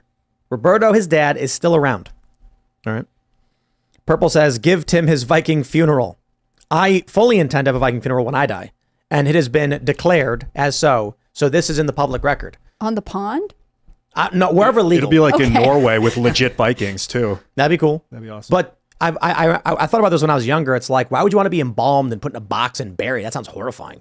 Nah, put me on a boat, kick me out to sea, and set me on fire. What about being shot into space? I don't know. That's weird. All right, everybody. If you haven't already, would you kindly smash that like button, subscribe to this channel, share the show with your friends, head over to timcast.com, click join us, become a member, because we're going to talk about some spicy, not so family friendly issues, but you should join the conversation. We've got a lot of gender ideology issues to discuss, and that'll be up in a few minutes. You can follow the show at Timcast IRL. You can follow me personally at Timcast. Ollie, do you want to shout anything out? So anyone that's interested in gender ideology and trying to tackle this, please pre-order my book, Gender Madness, right now. And let's, solve this issue together. Let's talk about this issue, have a conversation, and let's do what's best for kids. Do you have a website in particular you'd like people to buy it from? So it's on Amazon, Barnes & Nobles, Walmart, and, for all of this gender ideology exposing, I do a lot on my Twitter, so at Ollie London TV, so people can find it on there. And, I'm always sharing all of these woke stories and new legislation that's being introduced in different states, because I think it's very important that people go and testify against these bills that are trying to force legislation for gender affirming care. And oftentimes Democrats try to push it through without people and residents even realizing. So, I highlight a lot of that on my Twitter, and, I think it's important to share that. That's awesome. Well, it's been awesome to have you here. Thank you. I'm Hannah Claire Brimlow. I'm a writer for timcast.com. You should follow at Timcast News on Twitter and Instagram. Definitely check out the story that Chris Bertman published today about Florida and what's going on there. It's really interesting. He was talking about it in the office. If you want to follow me personally, you can follow me on Instagram at hannahclaire.b or on Twitter at hcbrimlow. Thank you so much. Thanks for all your work, man. Really cool. I followed you on Twitter Thanks. at Ollie Follow you London back. TV. Big pleasure. Great. So catch you later, man. Gender Madness. Thanks for coming, dude. Pick Thank it up you, on guys. Amazon or wherever books are sold. I'm Ian Crossan, and I will see you later. Yep, pleasure to see you, Ollie, as always. I am Serge.com. I'm ready for this after show. Let's just get to it. We will see you all over at timcast.com. Thanks for hanging out.